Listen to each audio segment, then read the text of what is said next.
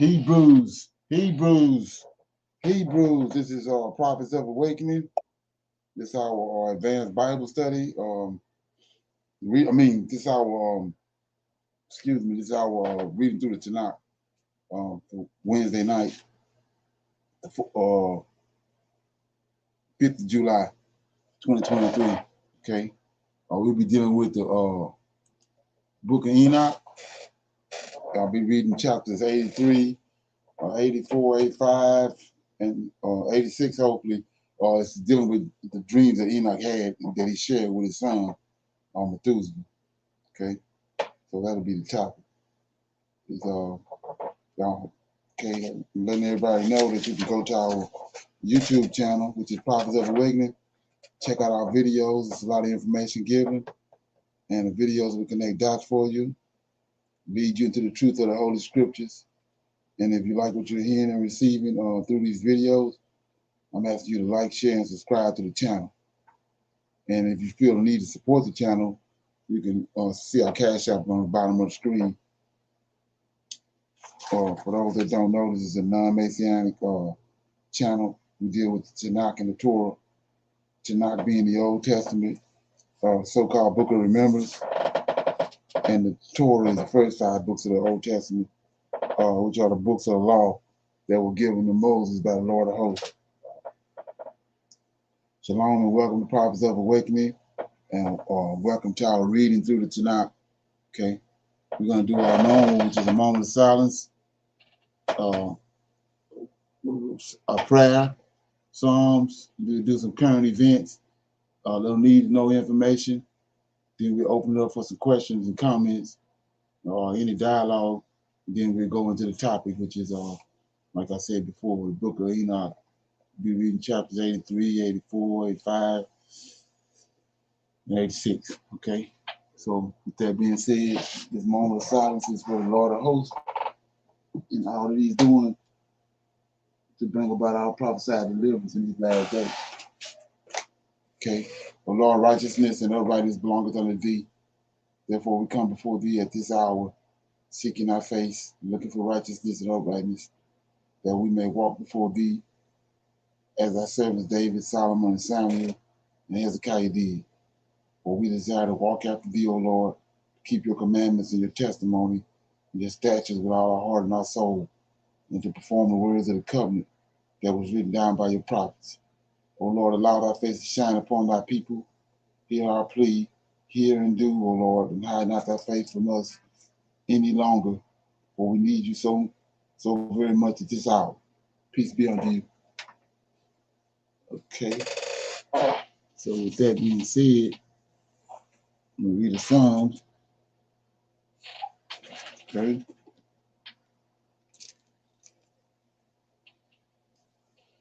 I'm going to read Psalms 2. This is, why do the heathen rage? Why do the heathen rage? And the people imagine a vain thing. The kings of the earth set themselves, and the rulers take counsel together against the Lord and against his anointed, saying, let us break their bands asunder and cast away their cords from us. He that sitteth in heaven shall laugh, and the Lord shall have them in derision. Then shall he speak unto them in his wrath, and vex them in his sore displeasure. Yet have I set my king upon my holy hill. I will declare the decree. The Lord hath said unto me, thou art my son. This day I have begotten thee. Ask of me, and I shall give thee the heathen for thine inheritance, and the other parts of the earth my possession. Thou shalt break them with a rod of iron. Thou shalt dash them in pieces like a potter's vessel. Be wise now, therefore, O ye kings. Be instructed, ye judges of the earth. Serve the Lord with fear, and rejoice with trembling. Kiss the Son, lest he be angry, and ye perish from the way, when his wrath is kindled but a little. Blessed are all that put their trust in him. Okay, so that was Psalms 2. Why do the heathen rage? Anybody have any comments on that? Anything that stand out or stick out? Okay, this is one of those songs that's a prime example of how they tricked us off with our understanding of our forefathers. We see right here that this is a Psalm of David. And so coming out of the gate in verse 1 and 2, it says, why do the heathen rage? And keep in mind, the Gentile and the heathen is different. The heathen is the people, these people that ascended from these fallen angels. They're the heathens. Worst of the, worst of humanity, the heathen. Right? So these Canaanites, that's who was in the land, heathens. They are Gentiles. So it says, why do the heathen rage and the people imagine the vain thing? Then right here, the kings of the earth set themselves, kings. See that? I was telling you in Deuteronomy 28, Deuteronomy chapter 2, you see when they came out of Egypt, they kept coming across all these kings, these giants, mighty men. They had adorned themselves with their crowns on their head. That's where kings come from. So he says, these kings of the earth set themselves, the rulers take counsel together against the Lord. So they hate the Lord of hosts. They hate the angels of heaven. The angels of heaven, the righteous angels, and they hate heaven. They hate the Lord of hosts. So it says against the Lord and against his anointing. So there go your Messiah right there. We know that's David. And you say, how you know that? If you keep reading, let us break their bands asunder, cast away their cord from us. He that sitteth in the heavens, as Michael, shall laugh. The Lord shall have them in derision. Then shall he speak unto them in a wrath, and vex them in his sore displeasure. Then here go. This is where you divide this. Verse 6. Yet have I, the Lord host talking, set my king, his anointed one from verse 2, upon the holy hill of Zion. It's David. So, but they got you thinking this must Jesus Christ, the Messiah, said, I will declare the decree. The Lord hath said unto me, David talking, the Lord hath said unto me, thou art my son. Yeah, so we see he the king, he's the anointed one, and he the son. Then verse 8 says, ask of me, and I shall give thee the heathen. See that? The Lord of hosts telling them, ask of me, and I will give thee the heathen. That's the Canaanites, all the Canaanites. Heathens for an inheritance. Why are you saying that? Because that's in the land of Israel. Let me show you that right quick. So go to Genesis 18, and you're gonna see it. No, not 18, my bad. 15. In chapter 15, starting at verse 18, the Lord's covenant with Abraham, right? In the self same days when Abraham got circumcised in all his household, in the self same day, the Lord made a covenant with Abram, saying, unto thy seed have I given this land, from the river of Egypt unto the great river Euphrates. There you go. These the heathens right here. These 7 nations. The Canaanites, the Kezites, the Kodomites, the Hittites, the Perizzites, the Rephaim, the Amorites, the Canaanite, the Girgashite, the Jebusite. So why is he saying get him to an inheritance? The land, they own the land that he gave him. So that everything on the land went to Abraham and his descendants. And David is one of Abraham's descendants. So he says in verse 8, ask me, Psalms 2 and 8, ask me, and I shall give thee the heathen for thine inheritance. So that's part of the land. That's part of the land. So I give him the inheritance in the utmost parts of the earth for thy possession. And then it says, thou shalt break them with a rod of iron, and thou shalt dash them in pieces like a potter's clay. So let's look at that. Verse 9 says, thou shalt break them, these giants, the Canaanites, with a rod of iron. So what rod of iron is he talking about? We go to Isaiah chapter 11. You'll see there ain't none of these verses got nothing to do with Jesus Christ, your house shot. So we in chapter 11 of Isaiah, starting at verse 1. There shall come forth a rod. Here go the rod right here. There shall come forth a rod out of the stem of Jesse. Who is Jesse? David's daddy. So we see the rod, David. It ain't Jesus. There shall come forth a rod out of Jesse. The branch shall grow out of his roots. And the Spirit of the Lord shall rest upon him. The Spirit of wisdom, the Spirit of understanding, the Spirit of counsel. All these spirits is angels, 7 of them. The Spirit of counsel and might, the Spirit of knowledge and the fear of the Lord. And shall make him, David, this when he resurrected him, shall make him of a quick understanding in fear of the Lord. And he shall not judge after the sight of his eyes, neither reprove after the hearing of his ears. But with righteousness shall he judge the poor, and will prove with iniquity for the meek of the earth. And he shall smite the earth with the rod of his mouth, and with the breath of his lips shall he slay the wicked. So we see it right here. That's the same thing in Isaiah 66.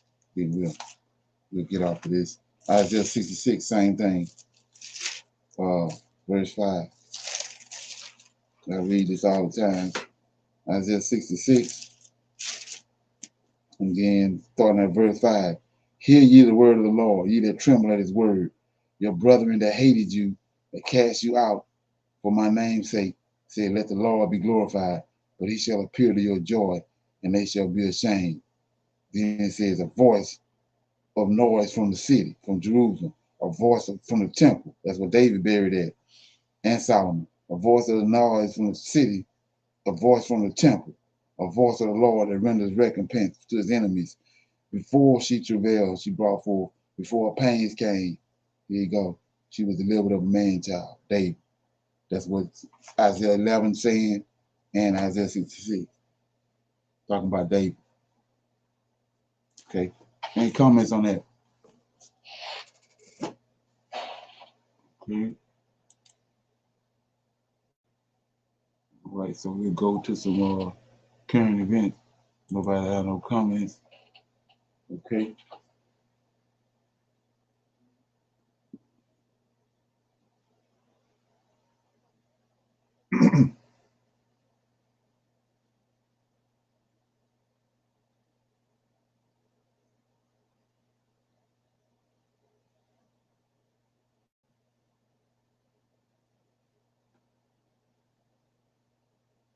As John here, over $1.1 billion in property damage throughout Paris with these riots. 45,000 officers on the ground, 1 already dead. We're seeing a lot of really, really big things happening in Paris. So I don't know if nobody don't know or not, but France then imploded.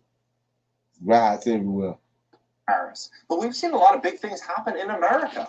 The last couple of years, we've seen a lot of riots and protests, and we've seen a lot of damage. And, you know, they've said the same things in America that they're saying now in Paris. That the number one reason that we're stuck into these issues nowadays is because of inequality. Inequality and racism, these are the problems that the world is now suffering through. This is what they're saying. But I have to ask myself, okay, well, that's what they're saying the problem is. What is the proposed solution? No one's talking about the proposed solution. Well, I'm going to tell you what their solution is in this video. I'm going to show you live footage of what's going on in Paris, and it's going to change the way in which you think about business, real estate, and investing. Please hit that like button. When you hit the like button, YouTube's going to share this content to educate more people about what's actually happening in the economy. If you like that fake stuff out, we'd love to help you at greatcreditfast.com. That's greatcreditfast.com. Take a look at this. This is shocking. So imagine you're a business owner. You're a business owner. You're losing high season. This is when all the tourists come. June, July, August. Who's bringing family there? Would you bring your young daughter or young son to Paris right now? Probably not. Would you go propose in Paris right now? Probably not. A lot of money is being pulled out of Paris, and a lot of money is being taken away from these business owners. Look at this. So French insurance lobby so far says $305 million. Right? This is yesterday, July 4th. $305 million. Well, July 4th, French riots have cost $1.1 billion in damage to businesses and travelers, and are even canceling their vacation plans. So keep in mind what that just happened too, that the president of France went and tried to put an application in for BRICS. Right after that, this happened. Look at how they write this and look at what this actually means. The violence has underscored long-running tensions over racism and inequality in the country, especially in ethnically mixed neighborhoods around the cities and towns. The opposition at both ends of the political spectrum has seized on the crisis of evidence the government is failing to ensure public safety, narrow economic disparity. That's what they're saying. Now, this is not a political channel. I don't go this way, I don't go this way. We're talking finance, money, and business. And we're looking at this, we're like, okay, well, they're saying that, they're saying that the government failed, or they're saying that it's because of inequality. How does this actually play out, right? How does this actually play? Let's talk to Larry, because Larry seems to always know how things are going to play out, right? Larry said that $4 trillion so far, $4 trillion have been invested in sustainable investments, and these actions and ambitions towards decarbonization have also increased. This is just the beginning of a tectonic shift towards sustainable investing is accelerating, whether it is capital being deployed into new ventures or focused on energy innovations, our capital transforming the traditional indexes of more customized portfolios and products. We'll see more money in motion, right? They say sustainable. Sustainable is a part of the buzzwords. Now let's look at what they're saying next. Is the next 1,000 unicorns won't be search engines or social media companies. They'll be sustainable, scalable innovators. Startups that will help the world decarbonize and make energy transitions affordable for all consumers. Now, when you think about the inequality and you think about sustainable, and then you think about making things affordable, that's all starting to merge together. They want to make the world sustainable, just, fair, equal. That's what they say, right? That's what they say. Now let's look at what they do. So an architect created this brilliant vision of Paris in 2050. This came out 8 years ago. 8 years ago, and they paint this beautiful picture as if it's just lush green landscaping, fresh air. I mean, it looks like something out of a commercial, right? That's what they, or more like the Jetsons. The climate energy plan of Paris, this aptly named Smart City aims to significantly reduce greenhouse gas emissions, right? The same timeline, 8 years ago. But this is only just starting to get attention the last couple of years. But let's look at this. Okay. Has anybody heard of that? Bloomberg, he is the board of directors, right? He's the board of directors. And you start to connect the dots here, because Paris is here. A lot of cities all over the world are here. Okay. Company. I'm like, I want to speak with somebody. I want to. So anybody heard anything about that? The chaos that's going on in Florida? I mean, in France? Adobe just. Yeah. They tearing that place up right now. Right. Yeah. Hey, this is the one for Black Authentic Truth. Thank you for rocking with me. Yeah. Support. Yeah, it's all playing. Yeah, I guess that I watched a video a minute ago where I guess maybe one of the zoos in France, so they got nothing but like wild animals, all animals from Africa just running around.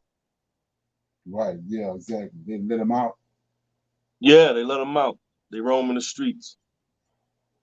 Okay. Yeah, anybody else got anything on that? Got another one right here. We're seeing a lot of layoffs. You're seeing a lot of companies reassess risk. They're issuing, cost-cutting strategies right now to try to weather the storm. The old saying that I'm hearing inside the real estate community is survive until 25. Now, a lot of companies are following that same protocol. Now, what are they going to start to do? I think a lot of them are going to start to rethink their former hires over the last couple of years. Now, with the Great Resignation, many companies are paying 15, 20% more to obtain an employee. They're giving sign-on bonuses. They're doing things that they didn't anticipate doing. But now, as consumers contract their spending, companies are going to have to reassess how they're going to pivot through these difficult times. Now, what I think is very likely going to happen is we're going to begin to see more and more layoffs, especially as Jerome Powell continues to increase interest rates in the short term. Now, as he does this, I believe we're going to see more and more companies go belly up, and they're not going to be able to pivot through these hard times. Now, in this video, I'm going to break down exactly what's going on and exactly where I see this economy and business going. I think there's going to be a lot of opportunity for smart and savvy entrepreneurs that really, follow what I'm saying and really do their own research and look into this, because what I think is going to happen is we're going to see a whole new America, the likes of which we've never seen before. Please hit this like button. When you hit the like button, YouTube's going to share this content to educate more people on what. Yeah, so this is a prime example right here, what I was saying about, know, from the time you're born until you get 18 years old, you get brainwashed. So nobody considering the scriptures and what was written by the prophets and the prophecies that's looming over our head, because they started thinking, it's always another day. If chaos comes, then it's a way to make money off of it, because everything gonna come back around again, and everything gonna line back out. They don't see, they're not looking at the world through, especially through the Levites and the prophets. They think they always trying to, just like on the street corner, drug dealer get caught. You got 4 or 5 Negroes already got plans to take his slot. They're not looking at how the Most High work, and when He brings wrath, they already got plans on how to make money off of the wrath. They ain't looking at the judgment. It should be the trying to plotting and scheming, and all that comes from the way we came into the world, and from the brainwash. We never seeing Him and seeing how He operating. We too busy trying to plot and scheme on, how to get over or get ahead. Okay. So here go some need to know information right here. I thought it was pretty interesting. Okay. Now, this is a topic that a lot of people won't like, a lot of women won't like. A lot of Black people in general don't look at, they don't see. In a lot of situations, we usually see the end result. We never seen how these situations get to the ending that they get to. A perfect example is the situation with the 14-year-old boy killing a man that shouldn't have put his hands on his mother. Now, we've only seen snippets and things of the video, so we don't know the whole extent. I would assume that this was over something real petty. 11 o'clock at night, in the line to get some food. I think it sells hot dogs, tacos. I think it's one of those kind of like American Kitchen where they sell everything, right? But the point is that something sparked it. And now stuff is coming out now with the guy that got killed, his girlfriend. They're saying that she was there, she was egging him on, she was encouraging him. And then you have what we see, which is the ending of him getting into it with Carlisha, the sister, right? And so from that, what I saw was that when a man is irate, when a man is, he's out of his mind, and as a woman, you're getting into it with a man that you don't know, you should refrain from engaging with him. You should figure out a way to de-escalate. You should walk away. Now, I know that's really hard with the pride that people have, the ego that a lot of people have. It's hard for Black men to walk away from an altercation. But when you get in an altercation, you got to use wisdom. But this is about when women get into it with men, instead of de-escalating, they escalate the situation. And then they go get a cousin, an uncle, a brother, a nephew, a father, their man to come and handle the situation, and somebody ends up getting killed. And so I said it right out. I said, if she had a man, and that's no disrespect, if there was a man with her or the father of her son, that situation would have went totally different.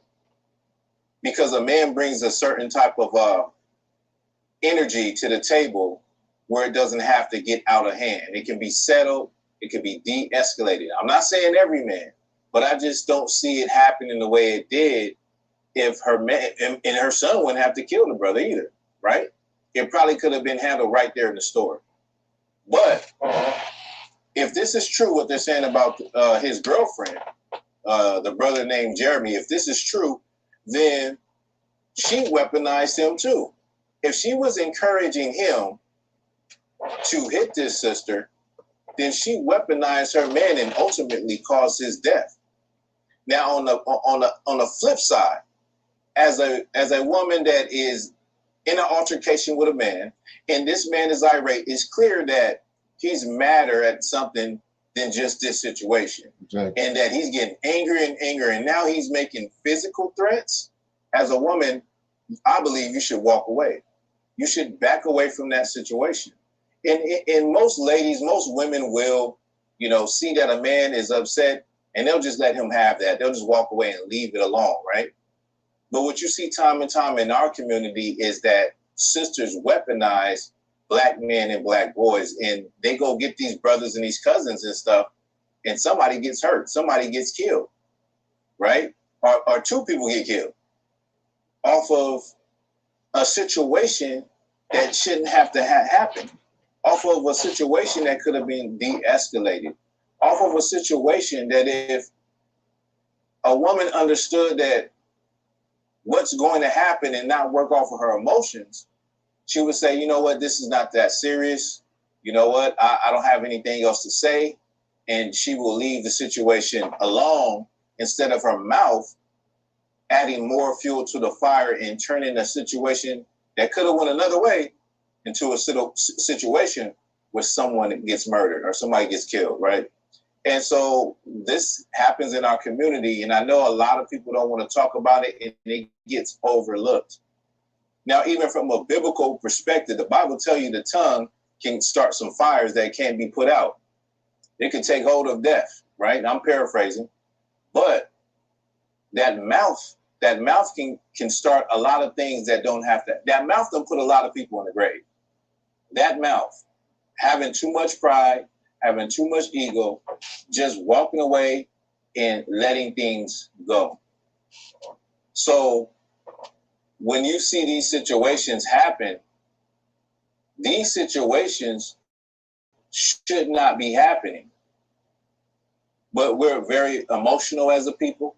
And that man, that brother right there that got killed, hella emotional, very emotional, very irrational in that moment, and was being encouraged by the woman he was with. And that's something else to show you that how much, what we don't talk about either, right, is how much black women hate other black women. How much black women go at each other. Now, this is a black woman that was empowering or encouraging her man to put hands on another black woman. And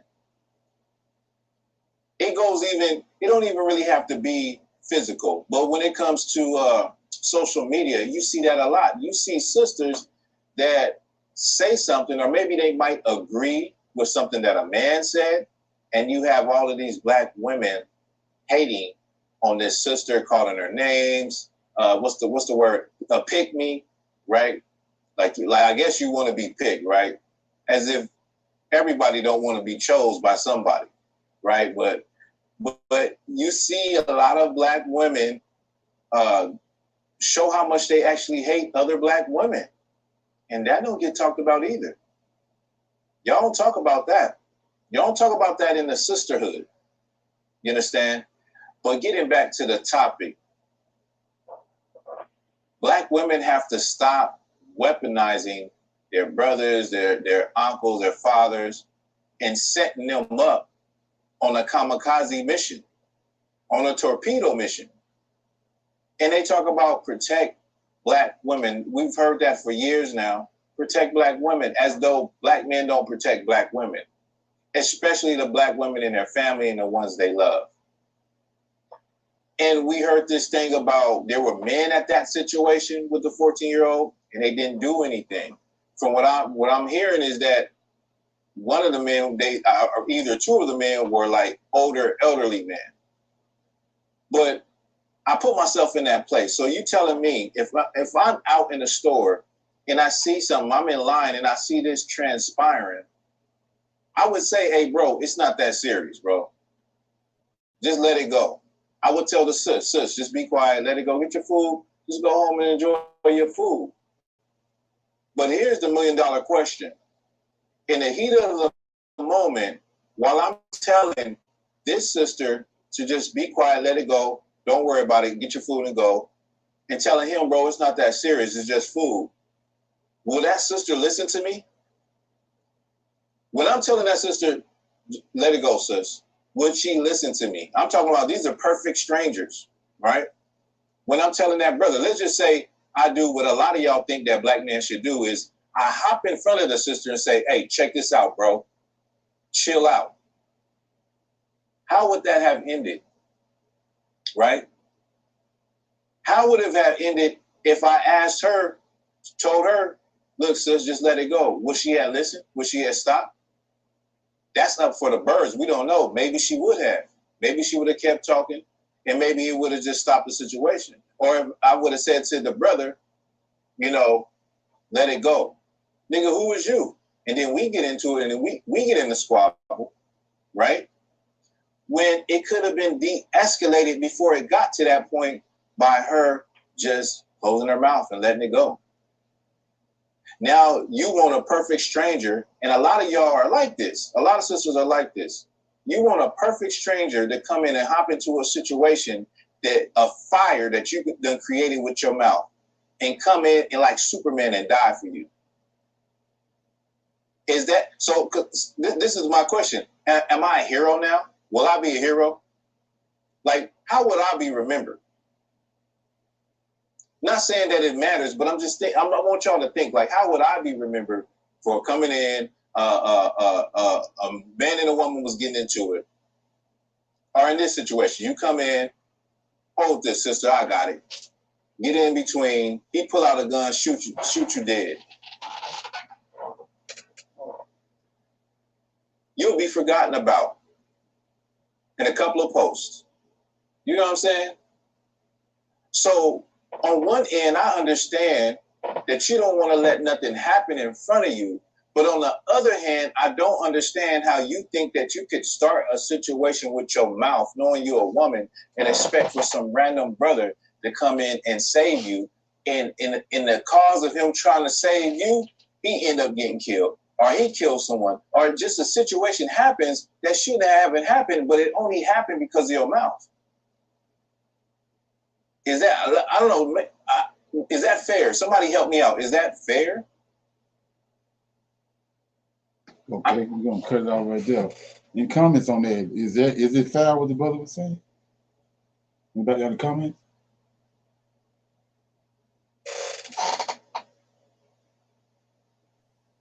I rock with him. Okay. So Yeah. you would intervene? No. Okay. Not at all. No, not at all. I got children. I got family. Okay. You know, I'm not going to intervene in that. And I've seen things like this go down, and I didn't intervene in it. Right. I'm not intervening in that. You know what I'm saying? Like she should have realized that she was dealing with somebody who was not sane. And y'all in a restaurant trying to get a hot dog. You know, leave it alone. The thing I picked up when I watched that video was when the brother said, "On my grandma, you say one more word, I'm gonna punch you in your face." She didn't even flinch that he said that. She just continued to talk as if she didn't hear that come out of his mouth. Right. So she was just focused on what she had to say, and then it didn't click that he said that to her. You know, she just knew she had to get her message out. That's a spirit on both of them that's out of pocket, man. You know, without a question. You know, he's not sane, or he's just turned up, probably drugged up at that time of the night, them young brothers anyway. And you know, for her to just continue talking, knowing he said, "I'm gonna punch you in your face, or I'm gonna knock you out," or something, she didn't even respond to that. Most women that are sane would have said, "Hold up, you gonna punch who?" You know, they would at least snapped out of it when they heard those words and said, "Wait, this man just said he gonna punch me?" She didn't stop. Right. She didn't skip a beat. She just kept talking as if he never said anything. So that right there showed me there's something up with her. You know. So I don't intervene in people's personal business, man. That's dumb. You know. Right. That was already, but the way he responded was elementary when he said, "Don't say nothing about my mama." How elementary can you get when it comes to that? So that was that's a bad situation right there, because they don't have no reasoning. Me talking like that ain't got no reason. So you ain't got no business even getting in it. Right. And then, like I said, a lot of situations too, though they know that they can spark some guys like that too. You don't want to be in no situation like that. It ain't the Right. first time. Ain't the first time she done wind him up like that. Yeah, that's what I heard. They know each other. They know each other. That and that neighborhood was known. That neighborhood. So the way they paint it to the media is that it's some safe neighborhood or something like. A guy I watched, he's from there and he knows them both. He says, "Yo, this area right here ain't nothing to play with. There's Right. constantly murders and shootouts and fights." He said that a guy, I guess, a drummer in the church right across the street, some people ran up in the church and shot him. Right. So that area is known to be wicked. Okay. Ain't that something? Anybody else got anything? Comments? Yes, sir. Shalom, everyone. I just when he said that there's power in the tongue, right? I Right. thought about Proverbs, right? The power Mm-hmm. of the tongue, which is Proverbs 18 and 21. Death and life are in the power of the tongue, and they that love it shall eat the fruit thereof. So, in that situation, like the gentleman was saying, we saw bits and pieces of the video here and there, and I heard the same thing. This was not their first time getting into it, or whatever the case, may be. But and he was talking about the elderly gentleman that was in there, right? They just probably went out to get something to eat and just wanted to go home. So, you don't want to get involved with something and you end up not going home, but they still living and doing the same thing that they were doing that night. You know what I'm saying? That's going to happen again. So, again, I understand where the two elderly men stood on that. That was none of their business. I probably just would have walked out of the establishment, but, you know, I agree with the whole video. He's right on everything that he was saying. Right. I mean, the proverb that you just read said the whole thing. Those that love, the tongue, fruit of the tongue, then the result of it is like he said. The verse said, the fruit was the boy got killed, the man got killed because the person didn't hold their tongue. Right. And Yes, the sir. fruit also is that little 14-year-old boy got to deal with that for the rest of his life. Right, exactly. So the And fruit all works Right. both ways. It still works right, both ways. right. You know? All didn't hold their tongue. Right. Right, exactly. Ain't that something? Shalom. Yeah, shalom. I agree with Miss Michelle and with Michael. The same. You have to assess your surroundings, your life. The word. You have to put all those things in perspective. And like Michael was saying, that happens around there all the time. Is it right? No. But can you control that? No.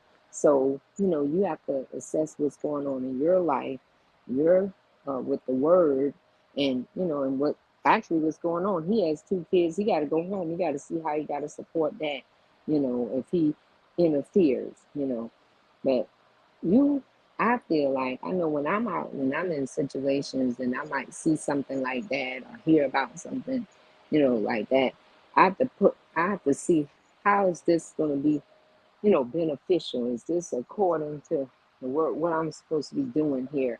I always look at what is it that I'm supposed to learn here, So I would have been, if I was there, I would have been assessing the situation as well. And I would have to, say the Hebrew prayer for him and have to move on.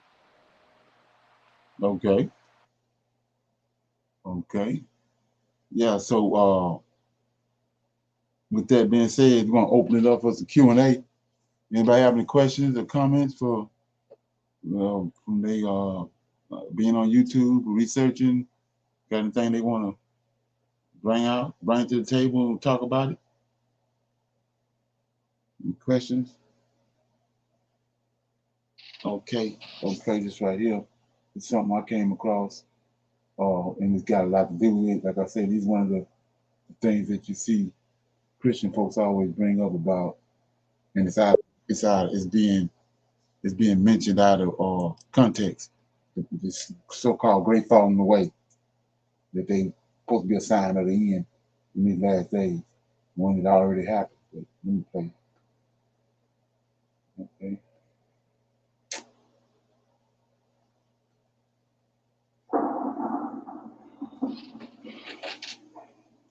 Everyone, welcome to the African Exodus Show. I'm your host, Attorney Cherie, here to you with a new video. I do want to remind you all, if you've not already, please do subscribe to my Telegram channel. The link is down below.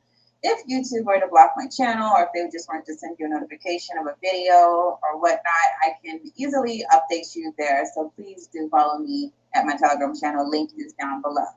Today, we're going to talk about a subject that many of you might be thinking about because the world is so crazy right now, especially in America. Obviously, we're seeing a lot of things that we're not accustomed to morally.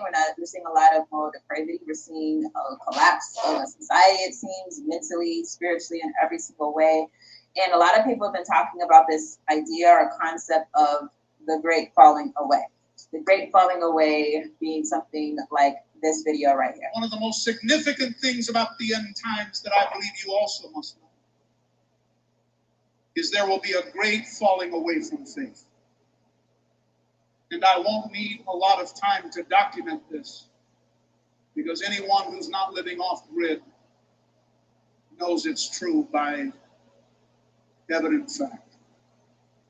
Bible prophecy warned us that prior to the rapture there will be a great falling away from faith, and if possible, the very elect would be deceived. So to make this clear, essentially it has been taught through the modern Christian church, the dominant institution, that prior to the Antichrist arriving on the scene, first the church will fall away. And I'm going to actually read from God Question Ministries. I'm a fan from the site if I want to expose mainstream Christianity. I'm not a fan of the site as far as their interpretation of scripture or things like that. To me, they are like completely trying to cover the truth many times, but it's good to read from them to see how is it that they're arguing things happen on that side of the faith. So the great falling away. The Bible indicates that there will be a great apostasy during the end times. The great apostasy is mentioned in 2 Thessalonians 2:3. The King James calls it the falling away. And the NIV and the ESV call it the rebellion. And what's an apostasy, a rebellion, an abandonment of truth? The end times will include a wholesale rejection of God's revelation, a further falling away of a fallen world. The Greek translates rebellion or falling away in verse 3 as apostasia, from which we get the English word apostasy. It refers to a general defection from the true God, the Bible, and the Christian faith. Every age has its defectors, but the falling away at the end times will be complete and worldwide. The whole planet will be in rebellion against God and his Christ. Every coup requires a leader, and into this global apostasy will shut the Antichrist. Yeah, I got a question right here on this. So when did that actually happen? When you understand, what actually happened, when did this falling away happen? Truth. Anybody answer that? I don't know. God, Abraham, Isaac, and Jacob. When did we stop dealing with him? When we was kicked out in 143 BC, where there was no hope, no means of that connection. That connection was seven. That falling away, that's when that began. Right. So you don't see this in the Old Testament, in the New Testament. So they're getting events out of the Old Testament, take them completely out of the Old Testament, put them in the New. Because the prophets talked about it, they just took it out and extended it out to the end times. Right, the abomination that make it desolate. That's all. Right. In Antiochus. Yeah. So it's crazy right here, but I'm gonna let it play a little more. So see where she's going. I believe this takes place after the church has been raptured from the earth. We'll get into the rapture. I've seen someone ask me to get into the rapture. We'll get into the rapture in another video. Few things though that just don't make any sense. So right here it tells you that basically there's going to be this great falling away that's going to be the entire world. We know, obviously, just from reading scripture, that there is a church that's going to live through the end times, or there is a people of Yah are going to be living through the end times. So that's important to understand. Now, they have given this interpretation, though, of the scripture. A lot of things, again, they are pulling out of air because the scripture does not mention certain things. The scripture actually does not directly say Antichrist. That's something that's very important. While other scriptures say Antichrist, this one that we're about to read does not. And as far as rebellion, and this is what apostasy is talking about, is that really the truth, or is this them trying to push their narrative? Well, let's find out. First thing I want to deal with is this idea that the church is going to fall away. Now, a lot of people are saying that this is the time that we're in. We see a lot of churches accepting things that the Bible clearly condemns, such as abortion, LGBTQIA types of rights. So we see the church taking stances that we know that are condemned in the Bible. For that reason, a lot of people have said, this is it. This is the great falling away. Few problems with that, though. My question to you, I want you to be honest, regardless of where you believe or where you stand. When has the church, that being the institution of the church, the system of the church that we know came out of Roman Catholicism, when has that church not been falling away? When? I'm really asking. Because from the Inquisition, from the transatlantic slave trade, from the Crusades, from the political corruption that you've seen in the Vatican, even Martin Luther was murderous, a murderous dictator. When was this church not falling away? Because I'm trying to figure out how you're comparing now. What are you comparing now to? This is a serious question. What era are you talking about? Please be specific. Give me a year or a date, because literally from the mixing of the word of Yah with the institutions of man, which if you understand the history of the church was from the founding of the Catholic Church, that institution has been corrupt, and other systems that arose out of that institution has been corrupted and tainted by that initial corruption. So we'll talk about some of those specific things, but understand, if you're going to say that the church has fallen away, was slavery falling away, or was colonialism falling away? Were the wars, the crusades? Do you understand how many people have been killed by the institution worldwide of the church, the Christian church, Christianity? A lot of people, a lot of innocent people, a lot of people have been martyred for looking into the real truth, for trying to uncover the real truth. So please tell me, what era of the church was not falling away as compared to what you see happening now? I understand there are new things happening that we're not accustomed to seeing in the church, but understand those things have been happening for a long time. So let's just read, though, through the actual scripture that everyone talks about. 2 Thessalonians 2, 1 through 12.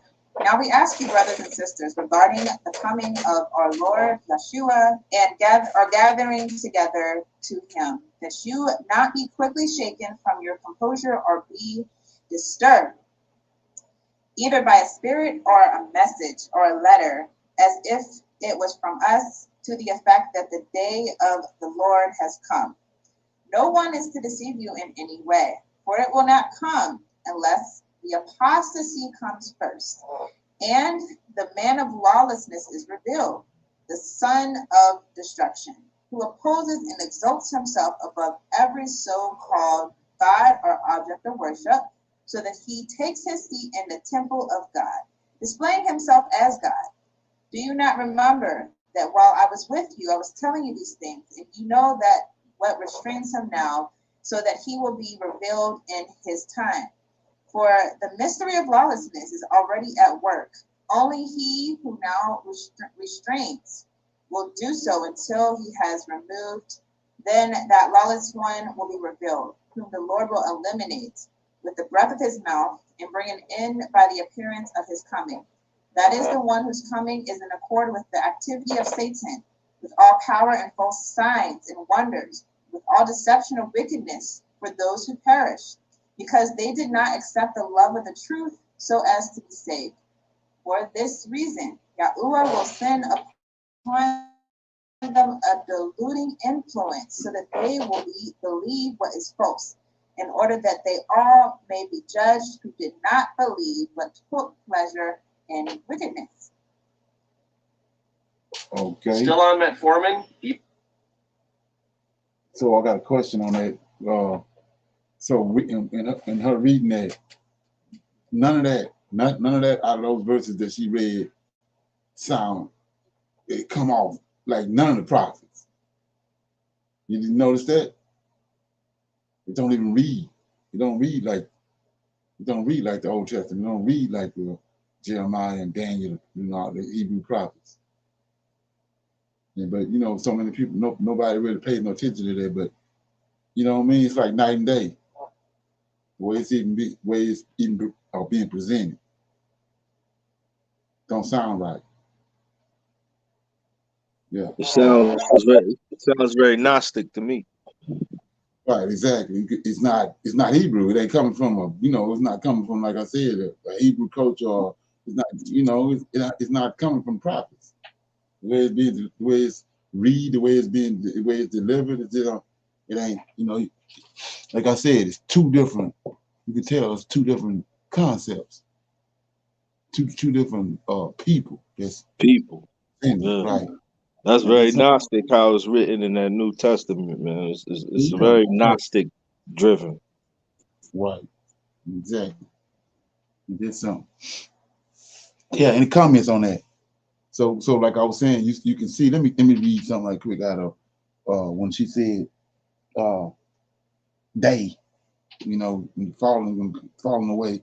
I want to read out of First Maccabees like quick. Just it's the way that I write it divided. It ain't coming out right. But anyway, so it says right here, I'm back to the point when the falling away actually happened. So it says,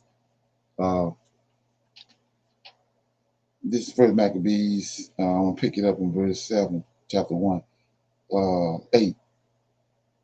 Let me go to 6.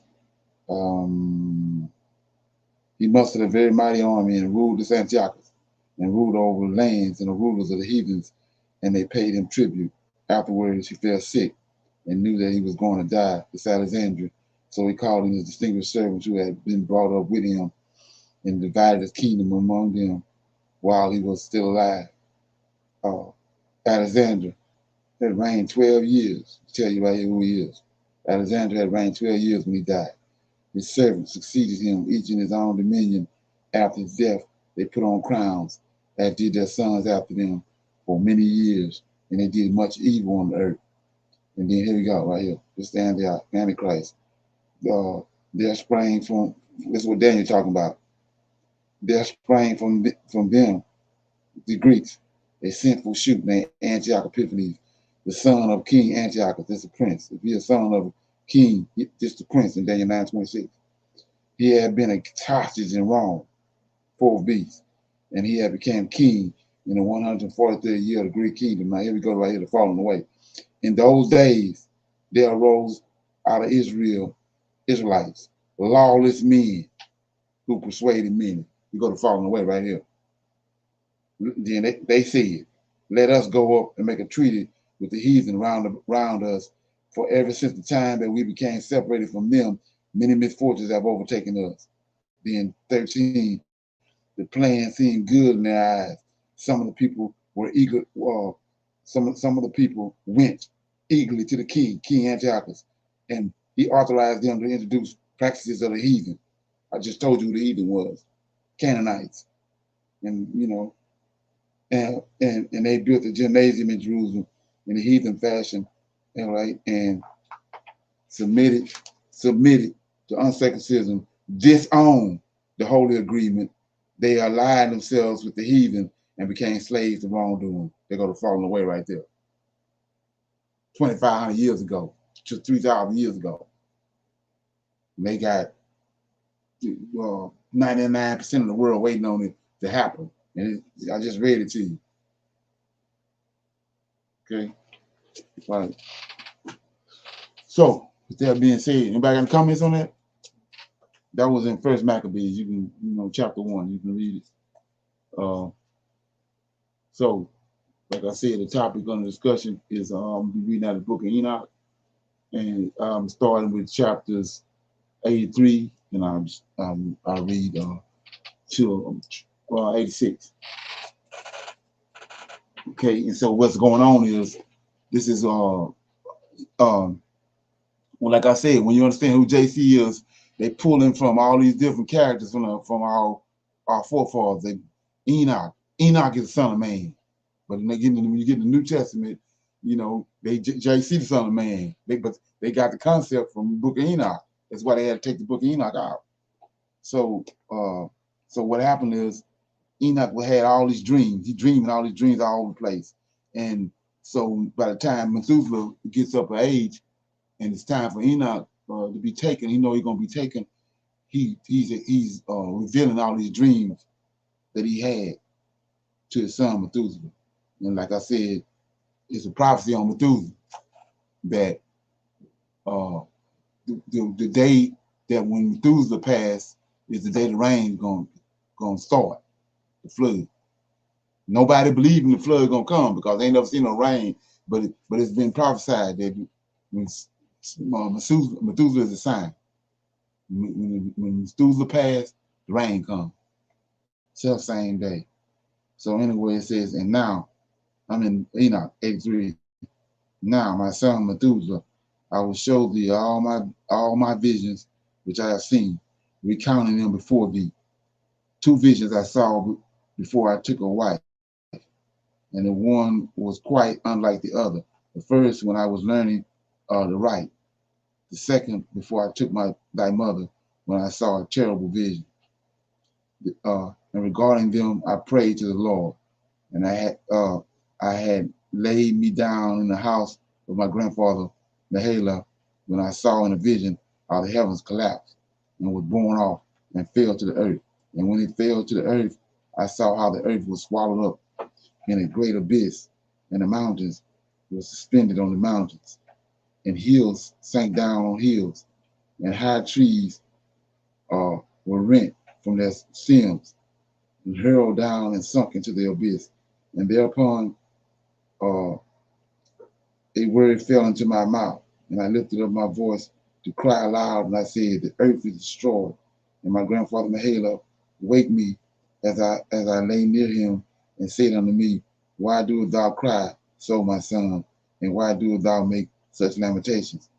And I recounted to him the whole vision which I had seen.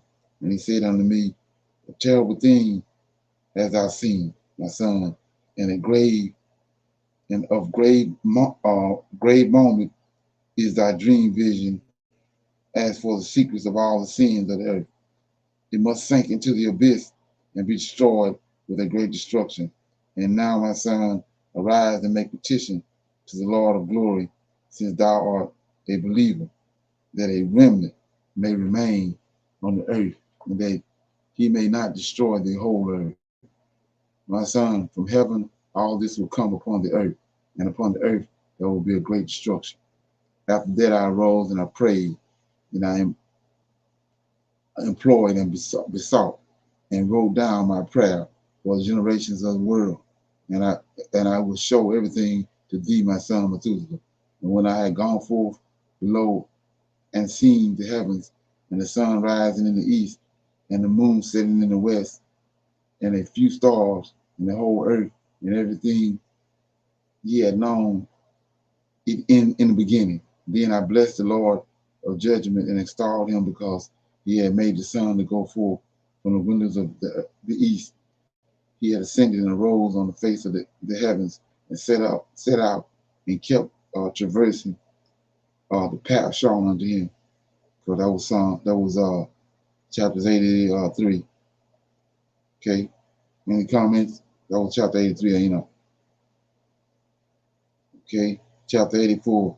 And I lifted up my hands in the righteousness, and blessed the Holy and Great One, and spake with the breath of my mouth, and with the tongue of flesh, which God had made for the children of the flesh of men, that they should speak therewith. And he gave them breath, and a tongue, and a mouth, that they should speak therewith.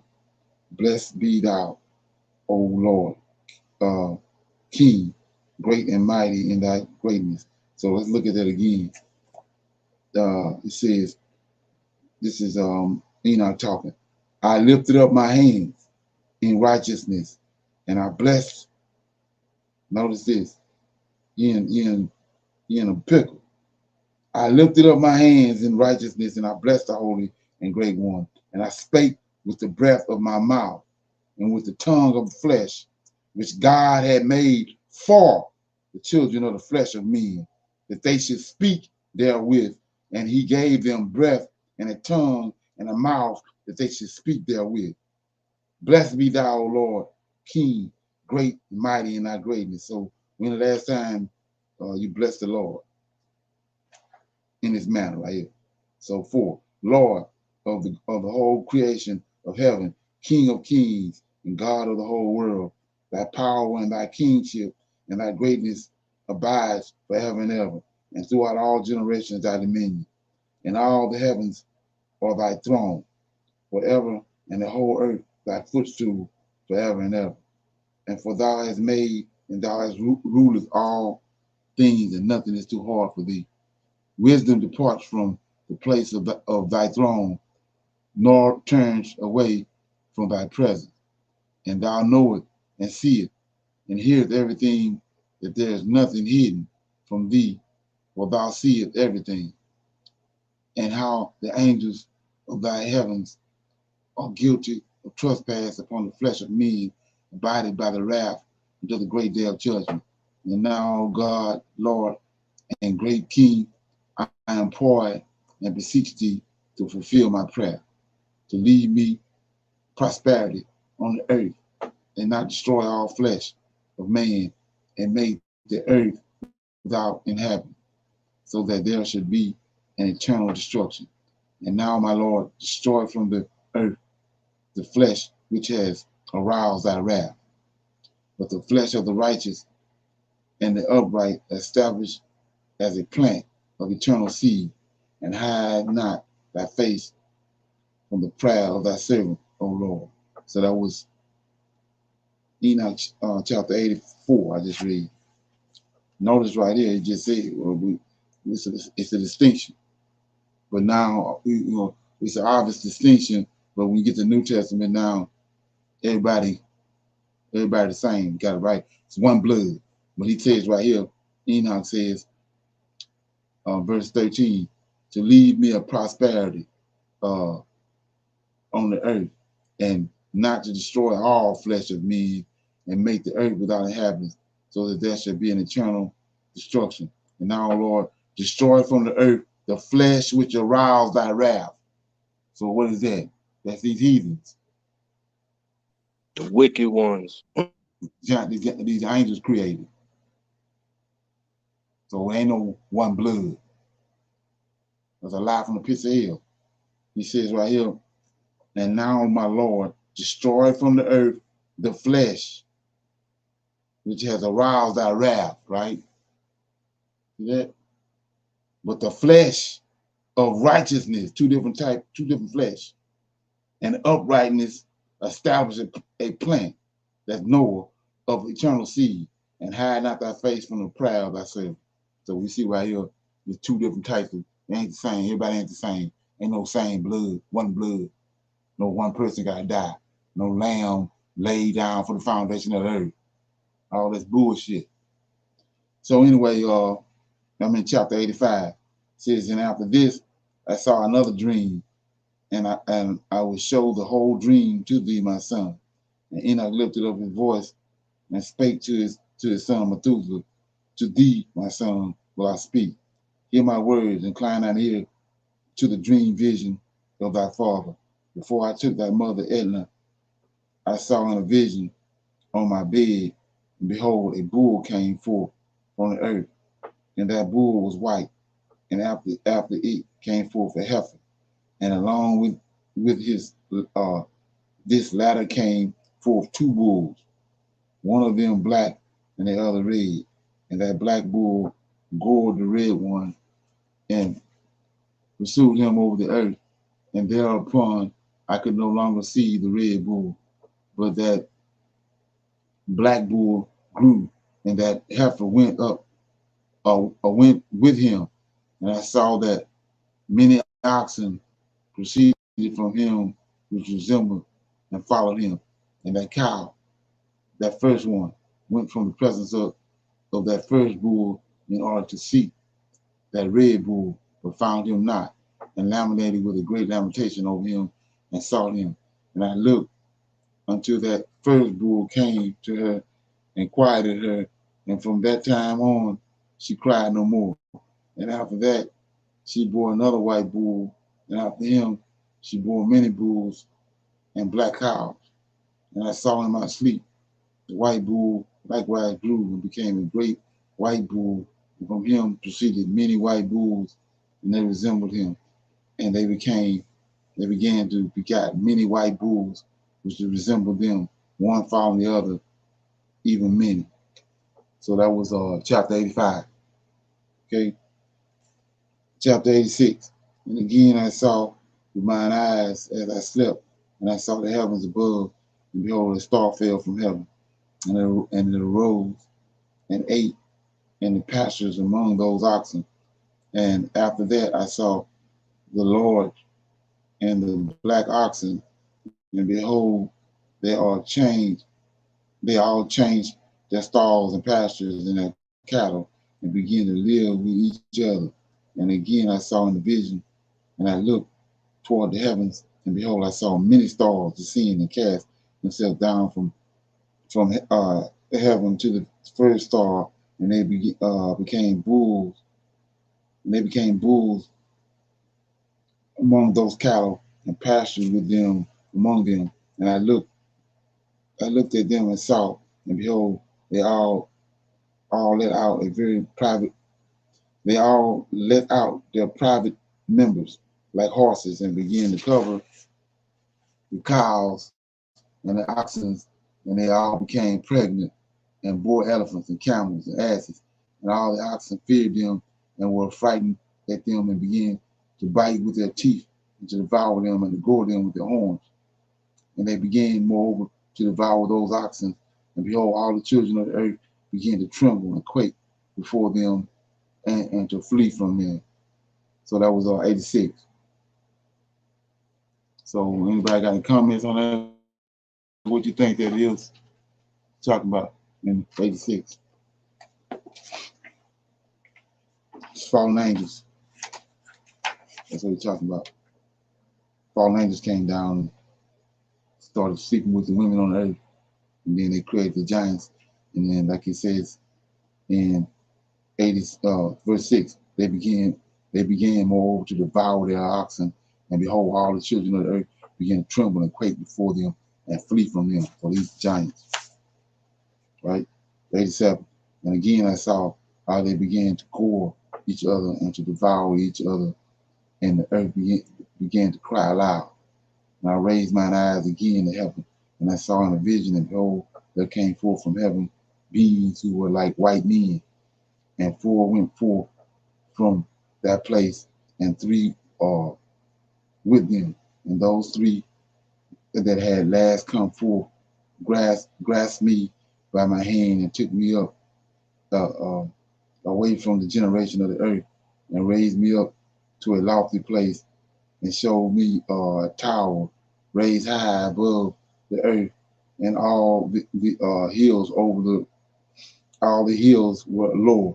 And one said to me, remain here until thou seest everything that befalls those elephants, camels, asses, and the stars and the oxen and all of them. So like I said, that's really resembling the fallen angels and the children, the progeny that came forth. That's what he's talking about. But I want to shine a light on something like Cookie said.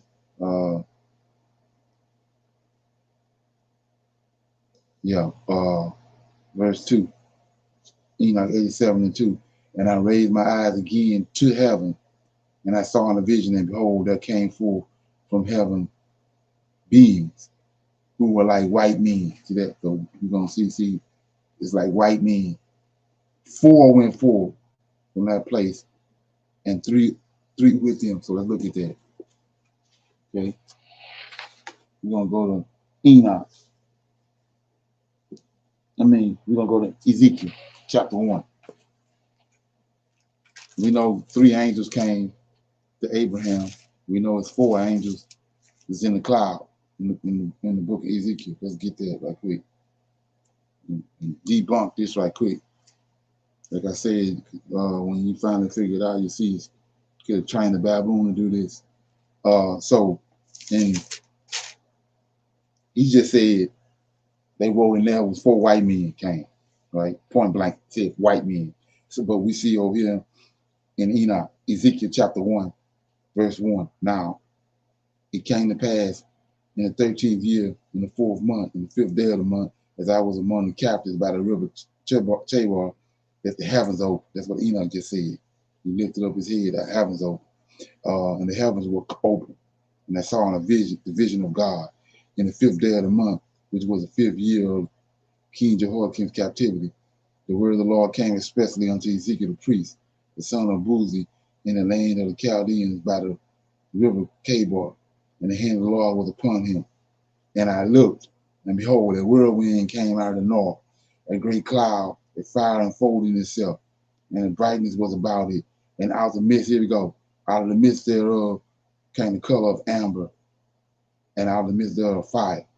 Also, out of the midst thereof came the likeness of 4. There go the 4 right here. Talking about. And they just wrote over there, they white men. It says, also out of the midst thereof came the likeness of 4 living creatures, and this was their appearance. So we see they putting all this in there for a reason. We read over it. And this was their appearance. And they had a likeness of a man. There you go. And then 6. Everyone had 4 faces, everyone had 4 wings, and their feet were straight feet, and the soles of their feet was like the soles of calf's foot, and it sparkled like the color of burnished brass. How you get white out of burnished brass? I don't know. And 8. And they had hands of a man under their wings, and on their 4 sides, and the 4 of their faces and their wings. So if their feet burnished brass, their hands burnished brass. So we see how like I said, that's elementary. All these clowns did was just change and say white men. Right. See what I'm saying? Yeah. So, I mean, it's saying that they're the ones that publish it. So of course they're gonna go through all the text and they gotta sift through everything.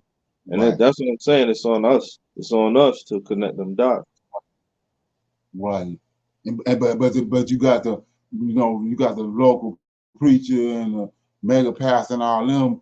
They can't fathom the depth of what they've done. When you start breaking it down and you're saying that, it's ain't no, that ain't happening. No, we showing it to you. Right. So I'm in Enoch chapter 88, and I saw one of those 4. See that? I saw one of those 4 who had come forth first, and he seized that first star which had fallen from the heavens, and bound it, and his hands and feet, and cast it into the abyss. And now the abyss was narrow, and deep, and horrible and dark. So let's look at that. So you say, well, how you know these the same folk? I saw one of those 4 which had come forth first. He seized the first star which had fallen. So the star he sees the fallen angel.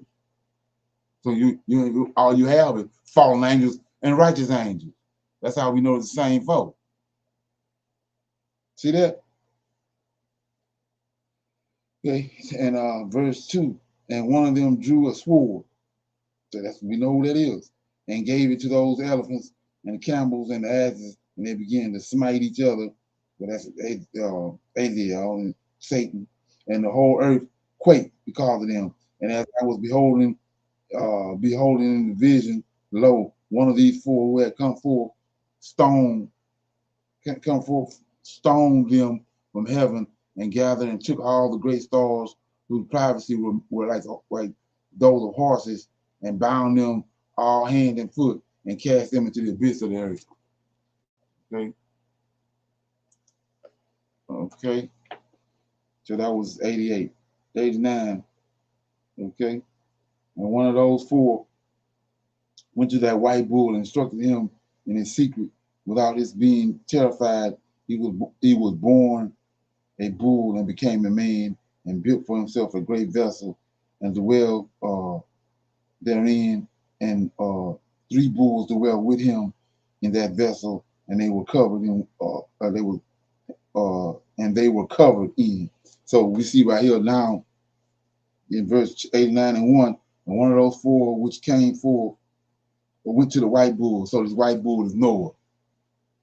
So the angels, the picture they paint is the angels is white, the righteous angels white, Noah white. So chapter 89, verse 1. One of those four went to that white bull, that's Noah. How we know that? And instructed him in secret, without him being terrified. He was born a bull and became a man and built for himself a great vessel. That's all. That's how we know that's Noah. So he's a white bull. And dwelt therein, and three bulls dwelt with him in that vessel, and they were covered in. So Ham, Shem, and Japheth white. See how thorough this is? And again I raised mine eyes toward the heavens, and I saw a lofty roof with seven waters turned therein, and those turns flowed with much water in an enclosure. And I saw again, and behold, fountains were open on the surface of that great enclosure, and that water began to swell and rise upon the surface. And I saw that enclosed until all its surface was covered with water, and the darkness, and the mist increased upon it. And as I looked at the height of that water, the water had risen above the heights of that enclosure, and I was streaming over that enclosure, and it stood upon the earth, and all the cattle of that enclosure were gathered together until I saw how they sank and were swallowed up and perished in the water. But that vessel floated on the water, while all the oxen and elephants and camels and asses sank to the bottom with all the animals, so that I could no longer see them, and they were not able to escape, but perished and sank into the depths. And again I saw in the vision until those water torrents were removed from the high roof, and the chasm of the earth were leveled up, and the other abysses were open. Then the waters began to run down into these until the earth became visible. But that vessel settled on the earth, and the darkness retired, and the light appeared. But that white bull, which had become a man, came out of that vessel, and the three bulls with him. And one of those three was white like that bull, and one of them was red as blood, and one black. And that white bull departed from them, and they began to bring forth beasts of the field and birds, so that those arose different genera: lions, tigers, wolves, dogs, hyenas, wild bulls, foxes, squirrels, swine, falcons, vultures, kites, eagles, ravens, and among them was born a white bull, and they began to bite one another. But that white bull which was born among them got a wild ass, and the white bull with it, and the wild ass multiplied. But that bull which was born from him began uh, began a black wild boar, begot, my bad, begot a black wild boar and a white sheep, and the former begot many bulls, but that sheep begot 12 sheep. And when those 12 sheep had grown, they grew up one of them to asses, and the other asses again gave up that sheep to the wolves, and that sheep grew up among the wolves. And the Lord brought the 11 sheep to live with it and to pasture it among the wolves, and they multiplied and became many flocks of sheep. And the wolves began to fear them, and they oppressed them until they destroyed their little ones, and they cast their young into the river of much water. But those sheep began to cry aloud on account of their little ones, to complain unto the Lord. And uh, and the sheep which had been saved from the wolves fled and escaped to the wild asses, and I saw the sheep, how they lamented and cried and besought their Lord with all their might, and to the Lord the sheep descended at the voice of the sheep from lofty above, and came to them and pastured them. And he called that sheep which had escaped the wolves, and spake with it concerning the wolves, that it should admonish them not to touch the sheep. And the sheep went to the wolves according to the word of the Lord, and another sheep met it and went with it, and the two went and entered together into the assembly of those wolves, and spake with them, and admonished them not to touch the sheep from henceforth. And thereupon I saw the wolves, and how they oppressed the sheep exceedingly with all their power. And the sheep cried aloud, and the Lord came to the sheep, and they began to smite those wolves, and the wolves began to make lamentation. But the sheep became quiet, and forthwith ceased from the crowd. And I saw the sheep until they departed from among the wolves, but the eyes of the wolves were blinded. And those wolves departed in pursuit of the sheep with all their power. And the Lord of the sheep went with them as their leader, and all the sheep followed him, and his face was dazzling and glorious and terrible to behold. But the wolves began to pursue those sheep until they reached the sea of water, and the sea was divided, and the water stood on this side and on that, and on that before their face, and their Lord led them and placed himself between them and the wolves. And as those wolves did not yet see the sheep, they proceeded into the midst of the sea, and the wolves followed, and the sheep and those wolves ran after them in the sea. Oh, so it says, and when I saw the Lord of the sheep, they turned to flee before his face. But that sea gathered itself up together and became as it had been created, and the water swelled and rose until it covered those wolves. And I saw until all the wolves who pursued those sheep perished and were drowned, but the sheep escaped from that water and went forth into the wilderness where there was no water and no grass, and they began to open their eyes and see to see. And I saw the Lord of the sheep pasturing them and giving them water and grass, that the sheep going and leading them, and that sheep ascended to the summit of that lofty rock, and the Lord of the sheep sent it to them. And after that I saw the Lord of the sheep, who stood before them, and his appearance was great and terrible and majestic. And all those sheep saw him and were afraid before his face. And they all feared and trembled because of him. And they cried to that sheep which, with them, which was amongst them, we are not able to stand before our Lord or behold him. And that sheep which led them again ascended to the summit of that rock, but the sheep began to be blinded and to wander from the way which he had showed them, but the sheep walked not thereof. And the Lord of the sheep was wrathful exceedingly against them, and that sheep discovered it and went down from the summit of the rock and came to the sheep and found the greatest part of them blinded and fallen away. And when they saw it, they feared and trembled at its presence and desired to return to their fold. And the sheep took other sheep with it and came to those sheep which had fallen away and began to slay them. And the sheep feared his presence, and thus the sheep brought back those sheep that had fallen away, and they returned to their fold. And I saw in this vision until that sheep became a man and built a house for the Lord of the sheep, and placed all the sheep in that house.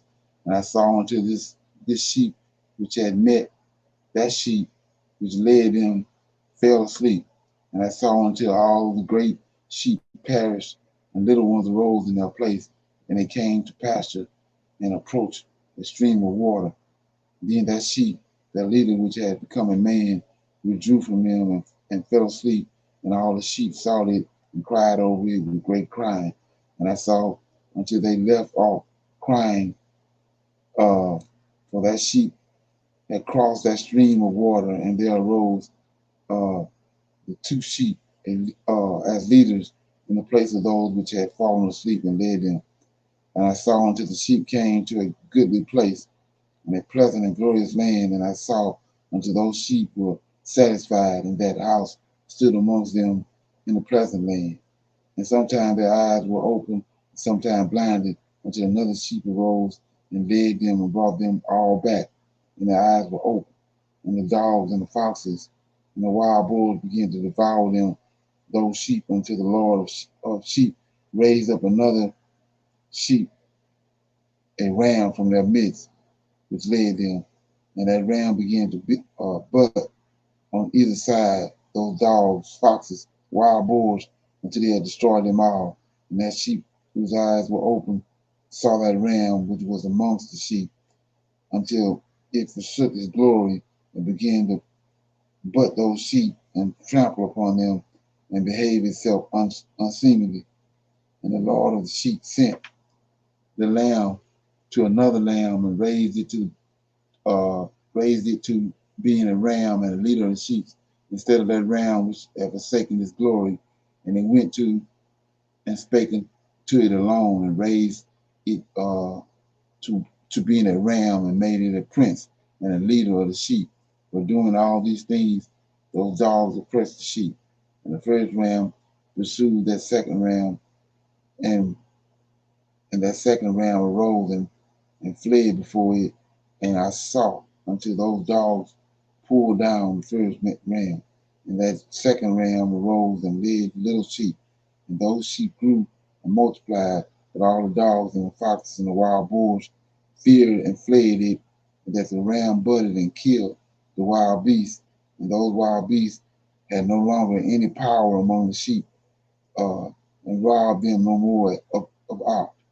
And that ram begot many sheep and fell asleep. And little sheep became rams in his stead, and became prince and leaders of those sheep.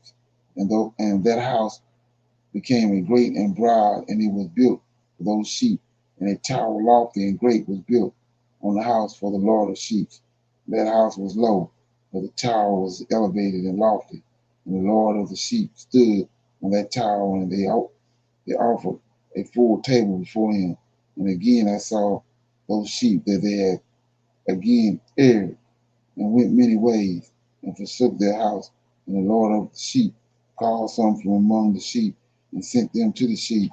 But the sheep began to slay them. And one of them was saved, and was not slain, and it sped away, and cried aloud over the sheep. And they sought to slay it, but the Lord of the sheep saved it from the sheep, and brought it up to me, and caused it to dwell there. And many other sheep he sent to those sheep, testifying to them, and lamented over them. And after that I saw that when they forsook the house of the Lord and his tower, they fell away entirely, and their eyes were blinded. And I saw the Lord of the sheep, he wrought much slaughter among them in their herds, until there was sheep. To those sheep invited their slaughter, and betrayed his place. And he gave them over into the hands of the lions and the tigers, and the wolves and the hyenas, into the hands of the foxes, and into all the wild beasts. And those wild beasts began to tear in pieces those sheep. And I saw that he forsook their house and their tower, and gave them all into the hands of the lions, to tear and devour them in the hands of the wild beasts. And I began to cry aloud with all my power, and to appeal to the Lord of the sheep, and to represent to him, in regards to the sheep, that they were devoured by all the wild beasts. But he remained unmoved, though he saw it, and he rejoiced that they were devoured and swallowed and robbed, and left them to be devoured in the hands of all these beasts. And he called 70 shepherds, and cast those sheep to them, that they might pasture them. And he spake to those shepherds and those their companions, let each individual of you pasture the sheep henceforth, and everything that I saw that I shall command you that ye do. And I will deliver them over unto you duly numbered, and tell you which of them are to be destroyed, and them destroy ye. And ye gave over unto them those sheep. And he called another and spake. It's crazy. Spake unto him, observe and mark everything that the shepherds will do those sheep, for they will destroy more of them than I have commanded them, and every excess and destruction which will be wrought through the shepherds. Record namely how many they destroy according to my command, and how many according to their own caprice. Whatever word is, right? Record against every individual shepherds all the destruction he effects. And he read out before me. He read out before me. Let me see. He read out before me by number how many they destroyed and how many they delivered over destruction, that I may have this as a testimony against them, and know every deed of the shepherds, that I may comprehend and see what they do, whether or not they abide by my command which I have commanded them. But they shall not know it, and thou shalt not declare it to them, nor admonish them, but only record against each individual all the destruction which the shepherds effect, each in his time, and lay it all before me. And I saw unto those shepherds pastured in their season, and they began to slay and destroy more than they were bidden, and they delivered those sheep to the hands of the lions, and the lions and tigers ate and devoured the greater part of those sheep, and the wild beasts, boars, ate along with them, and they burnt that tower and demolished that house. And I became exceedingly sorrowful over that tower, because that house of the sheep was demolished. And afterwards I was unable to see if those sheep entered into that house. And the shepherds and those associated delivered over those sheep to all the wild beasts to devour them. Each one of them received in his time a definite number. It was written by the others in a book, how many each one of them destroyed of them. Each one slew and destroyed many more than was prescribed. And I began to weep and lament on account of those sheep.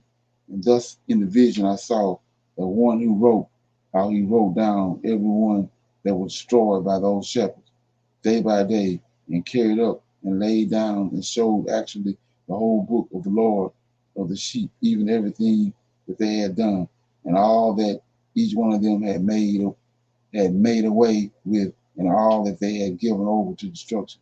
And the book was read before the Lord of Spirits, and he took the book from his hand and read it and sealed it and laid it down. And forthwith I saw how the shepherd pastured for 12 hours. And behold, three of those sheep turned back and came and entered and began to build up all that had fallen down of that house. But the wild boars tried to hinder them, but they were not able. And they began again to build as before, and they reared up that tower, and it was named the high tower. They began again to place a table before the tower, but all the bread only was polluted and not pure. And as touching all this, the eyes of those sheep were blinded, so that they saw not. And the eyes of the shepherds likewise, that they delivered them into large numbers to their shepherds for destruction. And they trampled the sheep with their feet and devoured them. And the Lord of the sheep remained unmoved until all the sheep were dispersed over the field and mingled with the beasts. And the shepherds did not save them out of the hands of the beasts. And this one who wrote the book carried it up and showed it, okay, and read it before the Lord of sheep, and implored him on their account, and besought him on the account of it. He showed him all the doings of the shepherds, and gave testimony before him against all the shepherds. And he took the actual book, laid it down beside him, and departed. So that was Enoch chapter 89. Got 75 verses in it. Okay. Any questions or comments? Did anything ring a bell in that last chapter?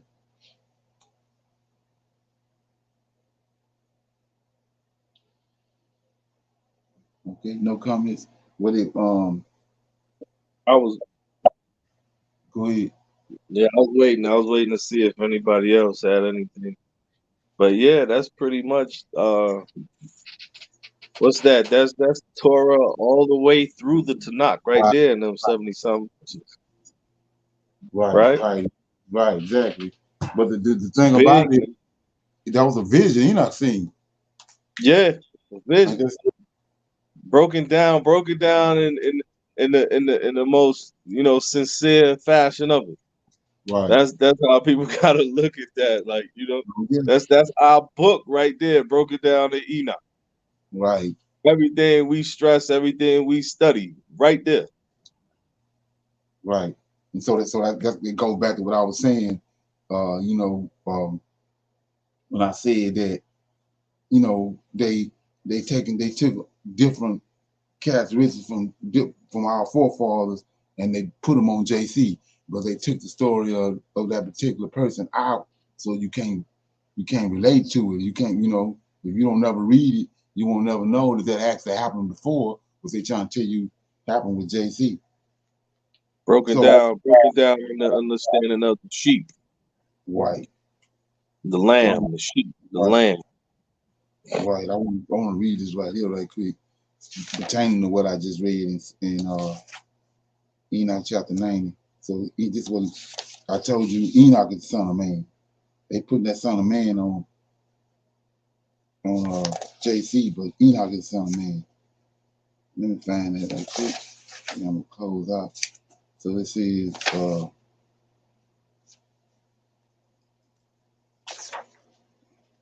and then also in the book of Enoch, if you notice, you got a section where Enoch talked in parables.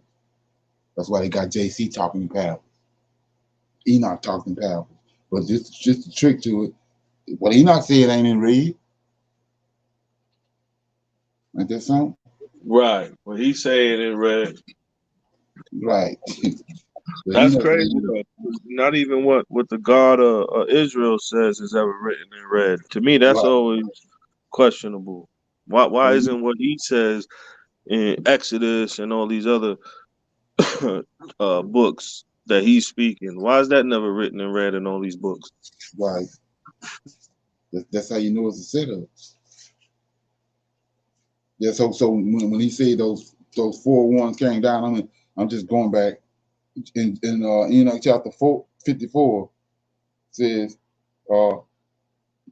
verse 5, and he said unto me, these are being prepared for the host of Azazel, so that they may take them and cast them into the abyss of complete damnation, and they shall cover them their jaws uh, with raw stone, as Lord of Spirits commanded. Then 6, Michael, Gabriel, Raphael, and Phinehel shall take hold of them on that great day. There go the 4 right there.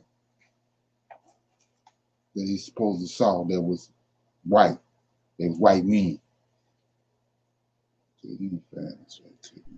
Yeah, that's them folks' interpretation. They had Oh to yeah. project that in there. Right. Along, same as the bull situation.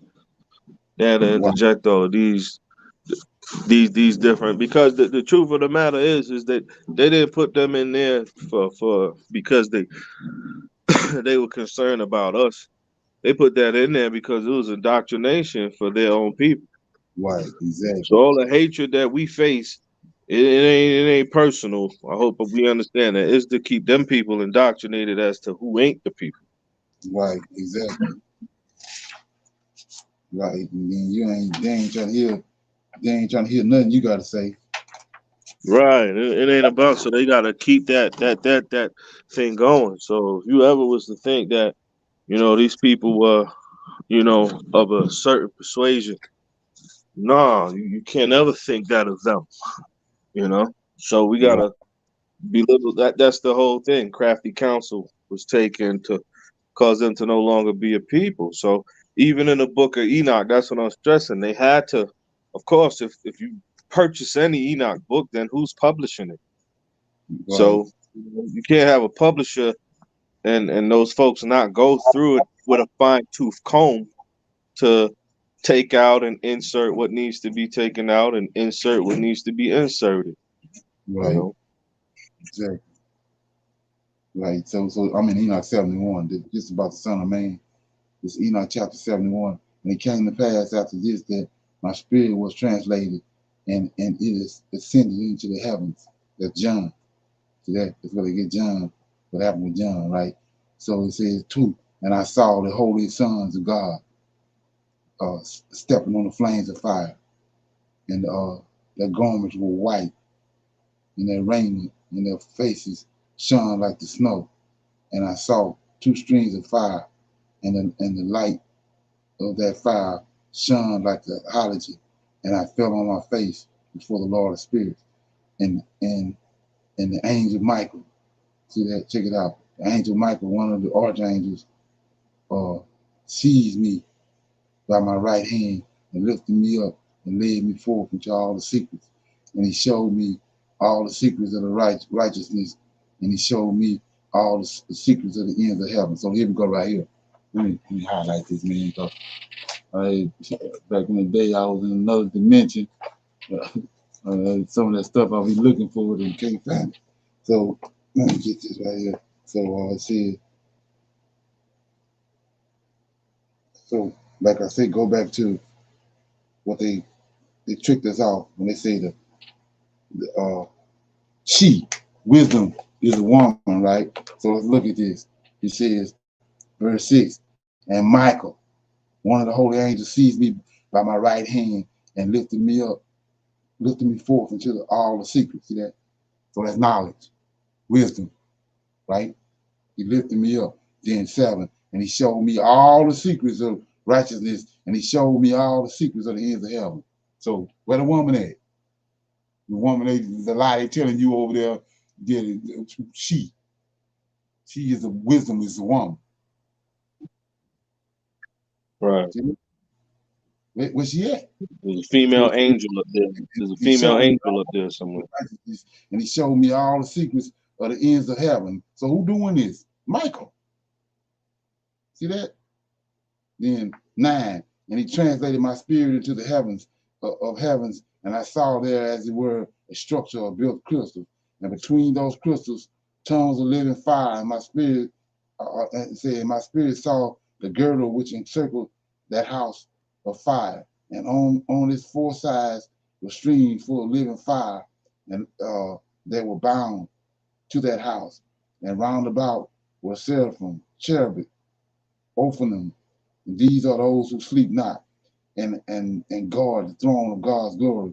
And I saw angels who could not be counted, even 1,000 and thousands and 10,000 times 10,000, encircling that house.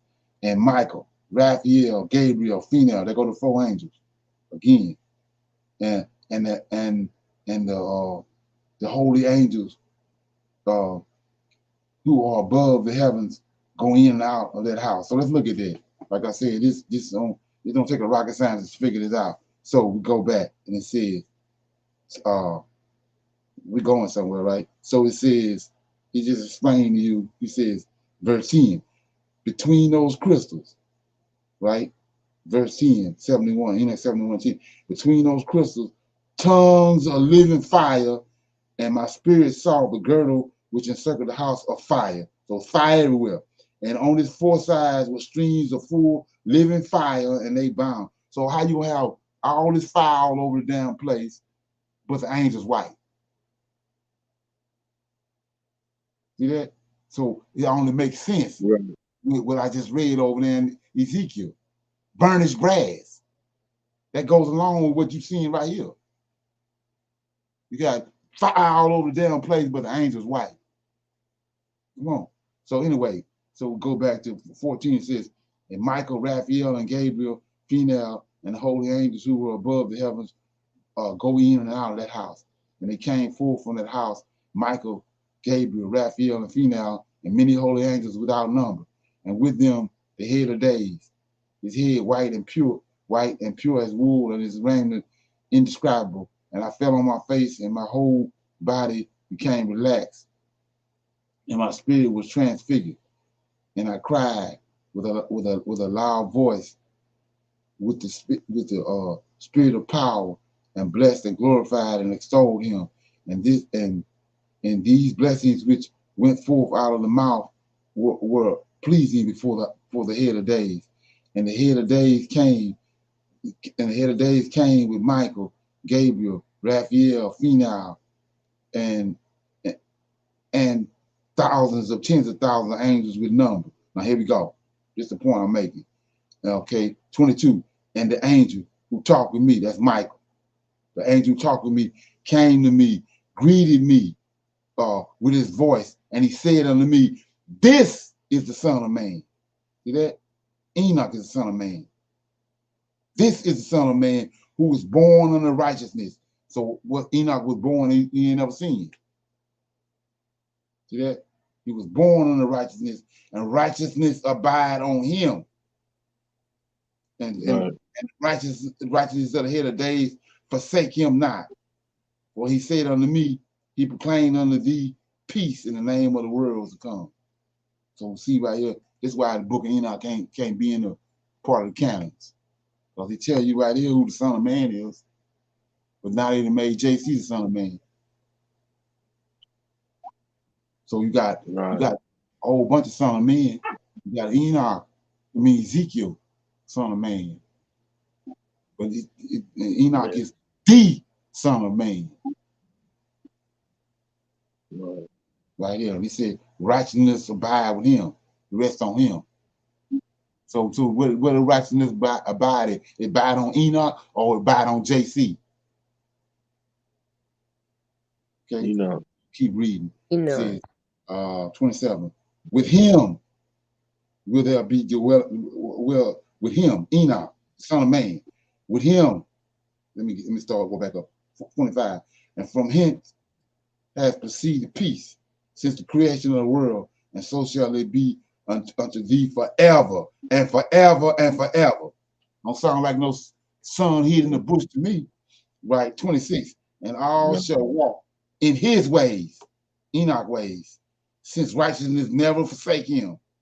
With him will be their dwelling place, and with him their heritage, and they shall not be separated from him forever and forever.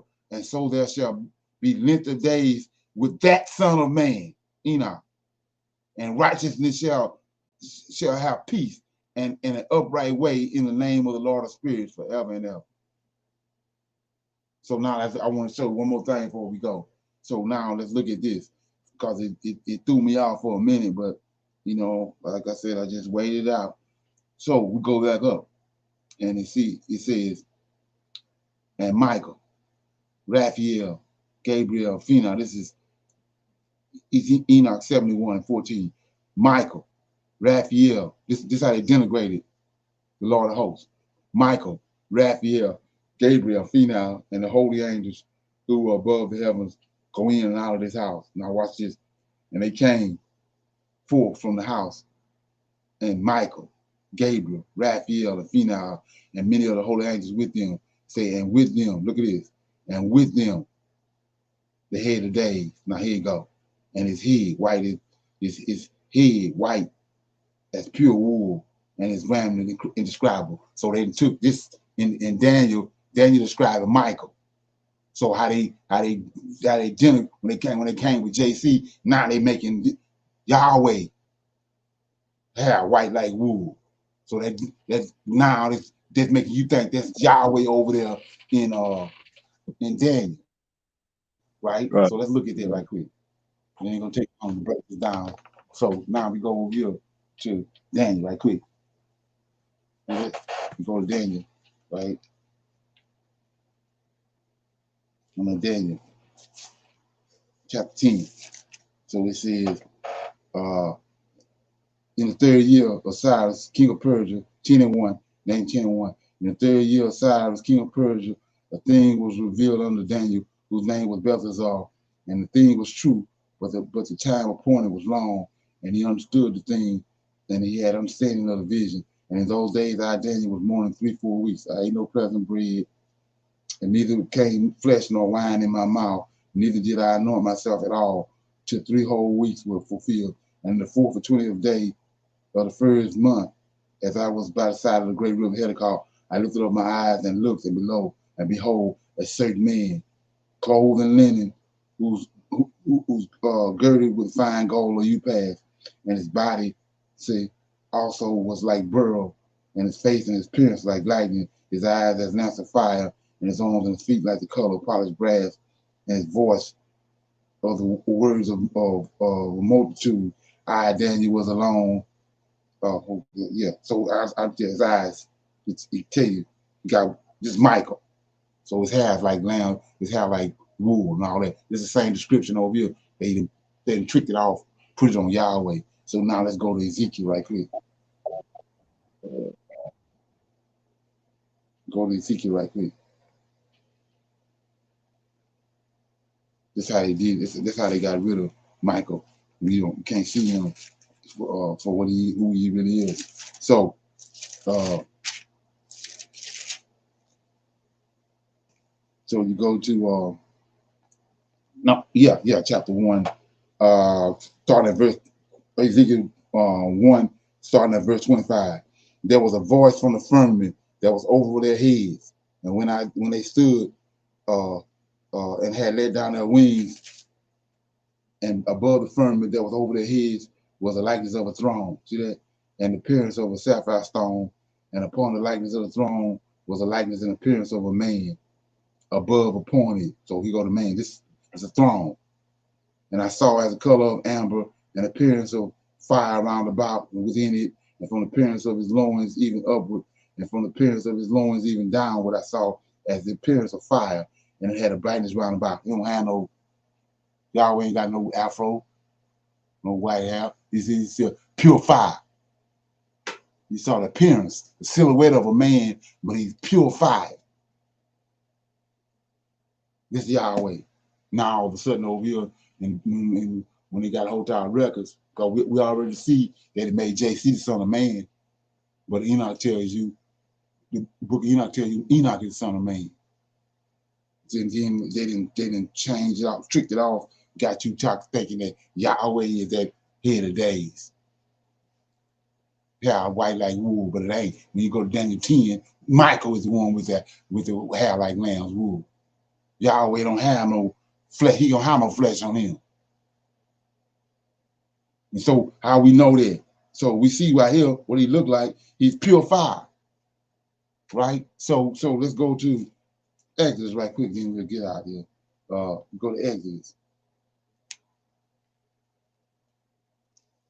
You go to Exodus, right? And let me get it. So he says, yeah, for the first one. Okay. Crossing the Red Sea.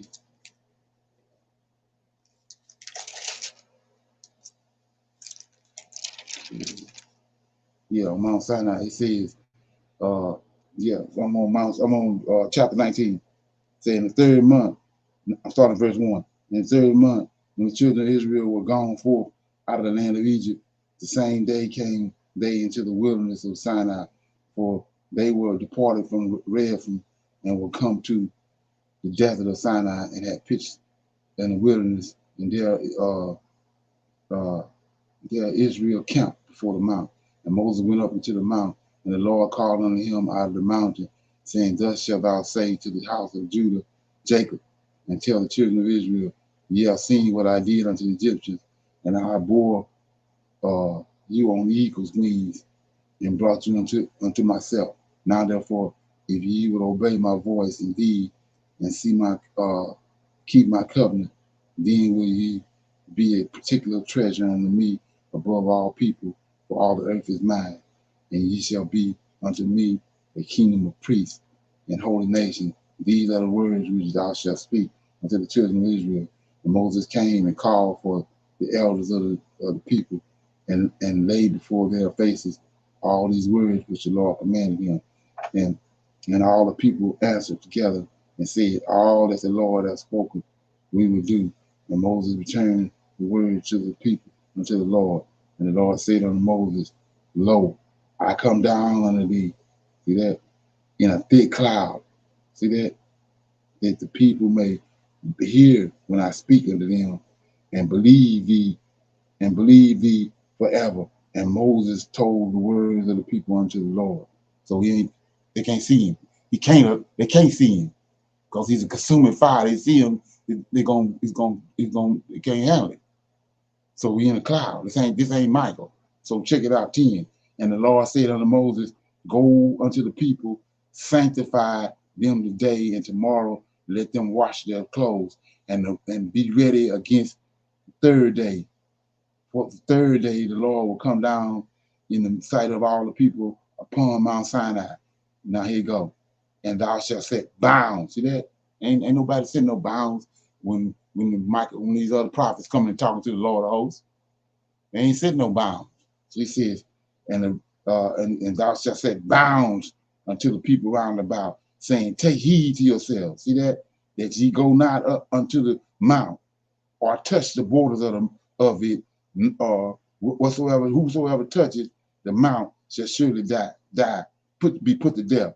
There shall not be a hand touch it, but he shall surely be stoned and shall not and shall shoot through, whether it be beast or man. It shall not live. When the trumpet sounded long, it shall come unto the mount. See that? So that's Yahweh. You ain't got no lambs, wool, and no all that. You don't have all that. It's the Lord. It's Michael. And so you don't see that. You go to Genesis chapter 12, right quick. On Genesis chapter 12, right? And it says, chapter 12, verse 1, the Lord, right, has said unto Abraham, get thee out of thy kindred and from thy kindred and from thy house unto a land that I will show thee, right? And then you keep going, you get to verse 6. And Abram passed through the land unto the place of Shechem, unto the plains of Moreh, and the Canaanites was then in the land. Then here you go, right here, 7. And the Lord appeared.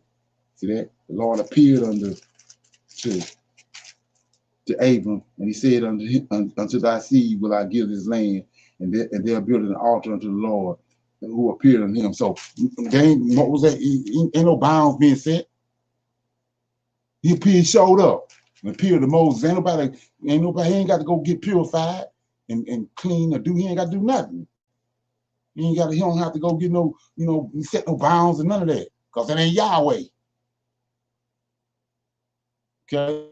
So, but we see on the mountain, they gotta go get cleaned up, and all the people gotta wash it, and they can't touch the mountain. The animals can't touch it. That ain't none, Lord. That ain't none of Lord of hosts. You see that? Right. Yeah, ain't none of him. But they didn't trick it off with that word Lord, and then like I said, they didn't trick you off over here talking about Michael. The 4 angels came with the head of days, it hair like lamb's wool. That's how they canceled Michael. That now once they canceled him doing that, now they got room to stick JC in there.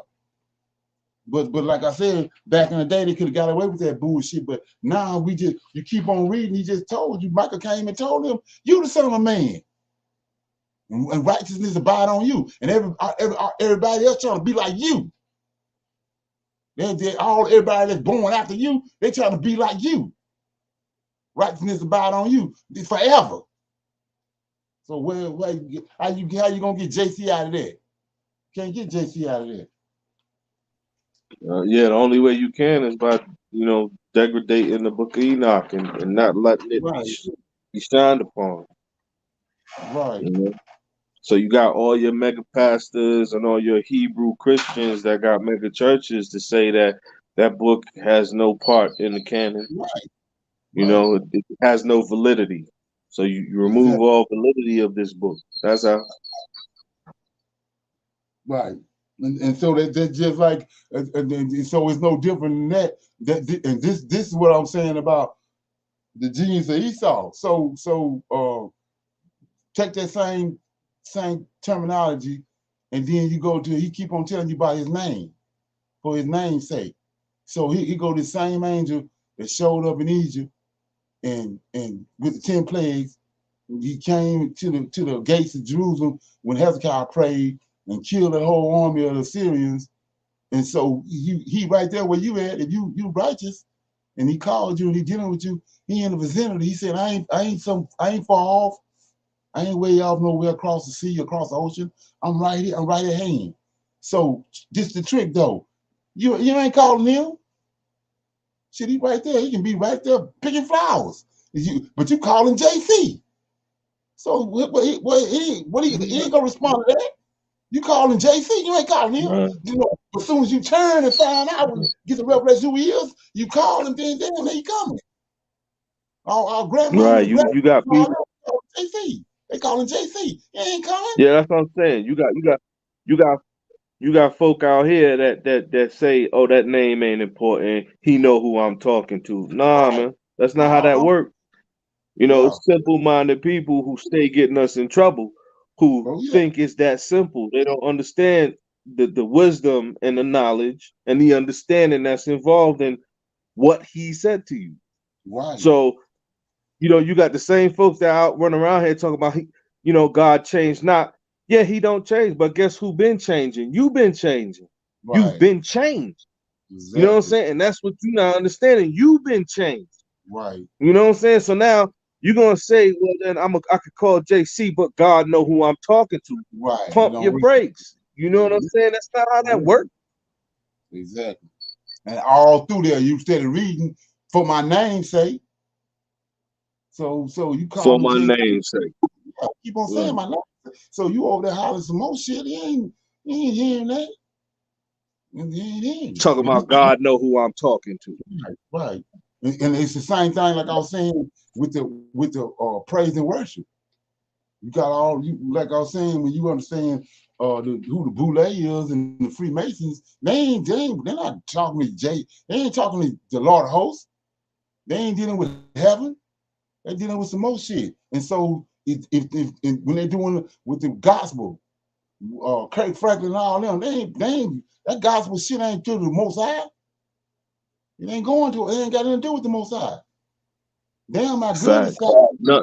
Damn, my good it sound. But they not praying to the Most High. They ain't dealing with the Lord of hosts. That frequency, that vibration, it ain't going to him. And that's what I'm saying. I want to bring that back up. I'm gonna bring that back up. What you was talking about earlier. That the time is when he says the time is, right? So Right. the time can only be when he returns back a pure language for us to call upon him. Right. That's just something people gotta really understand, man. You know what I'm saying? So, so that's what I mean. What's been on my mind all night, this whole lesson was Enoch 84. If I could just run that down right quick. Just 2 verses. Because we was talking about this earlier, about the tongue. You know what I mean? So Enoch 84 says, this person right here,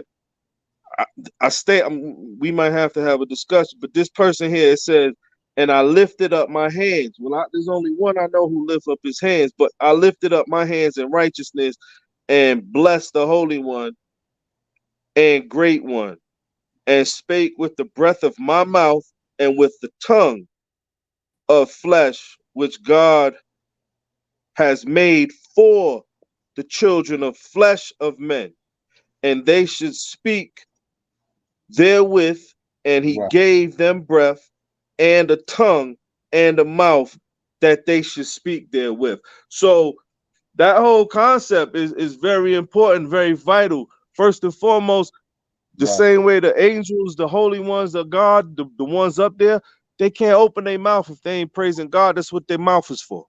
Number one. Right. You know? So it's the same as us. It's the same scenario. So what we opening our mouth for if it ain't to praise him for everything he done gave us? So, so it falls back on that. So if the languages was all tattered and torn up and people out here screaming JC, but saying in their heart, in their mind, God know who I'm talking to. Nah, man, that's not how it works. This shit is deep, is deeper than you think. Oh yeah, exactly. And that's what like I said, them 18 years from the time you come into this and come into this dimension, you being brainwashed. Don't none of that shit apply. Once you come across the Most High bring you into the right place, you gonna come to realize that shit don't apply. It don't apply. You gotta read yourself of it. Oh yeah. Shalom. Okay. It's very, very good and very. I just got my book just the other day, and I didn't start back in '84, but I'm moving right along with it. This is very good. When we were in Enoch 89, and you talked about the white bull and Noah, what was the red bull and black bull? Well, I was going to talk about that, but I just said On another time. Okay. No. I go to it. It's 89, right? Yes, sir. So this is my point right here. That's what I was saying about once you read yourself up, they done told you anything that in Revelations, anything that you change anything out of this book, then you ain't gonna have no right to the tree of life. So that you don't realize the impact that have on you. You know what I'm saying? When you back in the day when you was a Christian. But so let me show you what I'm talking about. Yes, it says okay, I'm in 89, right? Verse 1. And one of those four went, so we know these four is the righteous angels. Michael, Gabriel, Raphael says, and one of those four went to a white bull. So that's Noah, right? Yes, sir. Keep reading. One of those four bulls went to a white bull and instructed him. See that? Instructed him in secret, without him being terrified. He was born a bull and became a man, and he built himself a great vessel. That's the ark. That's the ark. That's Noah. So you're a white bull, right? Yes, sir. So look what it say. And a great vessel dwelled therein, and 3 bulls dwell with him in that vessel, and they were covered in. So right here, Noah, a white bull, and you got 3 sons, they white bulls. But you get over here to 9, it says, and that white bull, that's Noah, which had became a man, came out of that vessel. So this when the waters receded. And the 3 bulls with him, one of those 3 were white. See that? Not one of them white. See that? And like that bull, and one of them red and has blood, and one black. But when you just a while ago you said Noah was a white bull and 3 other white bulls were with him, his sons. Now one of them white, one of them black, one of them red. See that? Yes, sir. See that? So that's garbage. So how that work? Yeah, right. How that work? Yeah. When all actuality, like I said before, Shem Noah's son. He told him to get one of all flesh. Yeah. Of all kinds. So in other words, in other words, if you go back to what Leonard broke down earlier, like there was in the book of Maccabees, right? So there was some of us that decided to go and make amends with the other nations. You see what I'm saying? Right. So when you read, like if you was to read in Jeremiah, so that's what Jeremiah 8 or Jeremiah 8, I think, or Jeremiah 10. One of them where he says, "You taught the wicked ones our ways." Right. So this is the part of the whole understanding. So a lot of them folk that was Israel that decided that they was going to make a league with Antiochus and all of these folks. So this is how they come up with these types of rhetoric when the Dead Sea Scrolls or whatever that they been had, but they tell us that it was just found in the 1900s. No, they been had Enoch.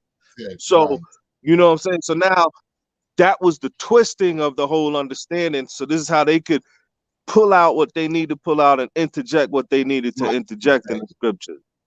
You understand what I'm saying? Exactly. So now they're gonna Yes. give you some shit about we spoke about this how like a couple months ago, damn near a year ago, about this Red Bull and this Black Bull and all of this that they done try to, Oh you know what yeah, I'm saying? exactly. Right. It's meant and Right. it wasn't meant to throw us off. It was meant to throw their people off. You see what I'm saying? So they would never look at us. Right. That's all it was about. That they would Right. never look in our Right. direction and say that, damn, they come Right. from a specific lineage, they come from this, they come from that. No, it was about the fool to turn their peoples into fools. That's what it was really about. Like he said, Esau done fooled the whole world, not just the Israelites. He done hoodwinked the whole world. We see he went over to the Khazarian kingdom and hoodwinked them people. It ain't just us he done hoodwinked. You got the whole world under subjection, under spell. Yes, sir. Just something. Anybody else got any comments or anything before we vacate the premises? Thank you. No, Okay. sir. Other Everybody than good? it was a great class. Okay. Yeah, so we got the women's line tomorrow at 8 o'clock. The men can come in through YouTube. So I'm gonna see everybody then at 8 o'clock for the women's Bible study. Okay. I'll say shalom, and another shalom. Shalom. See everybody tomorrow.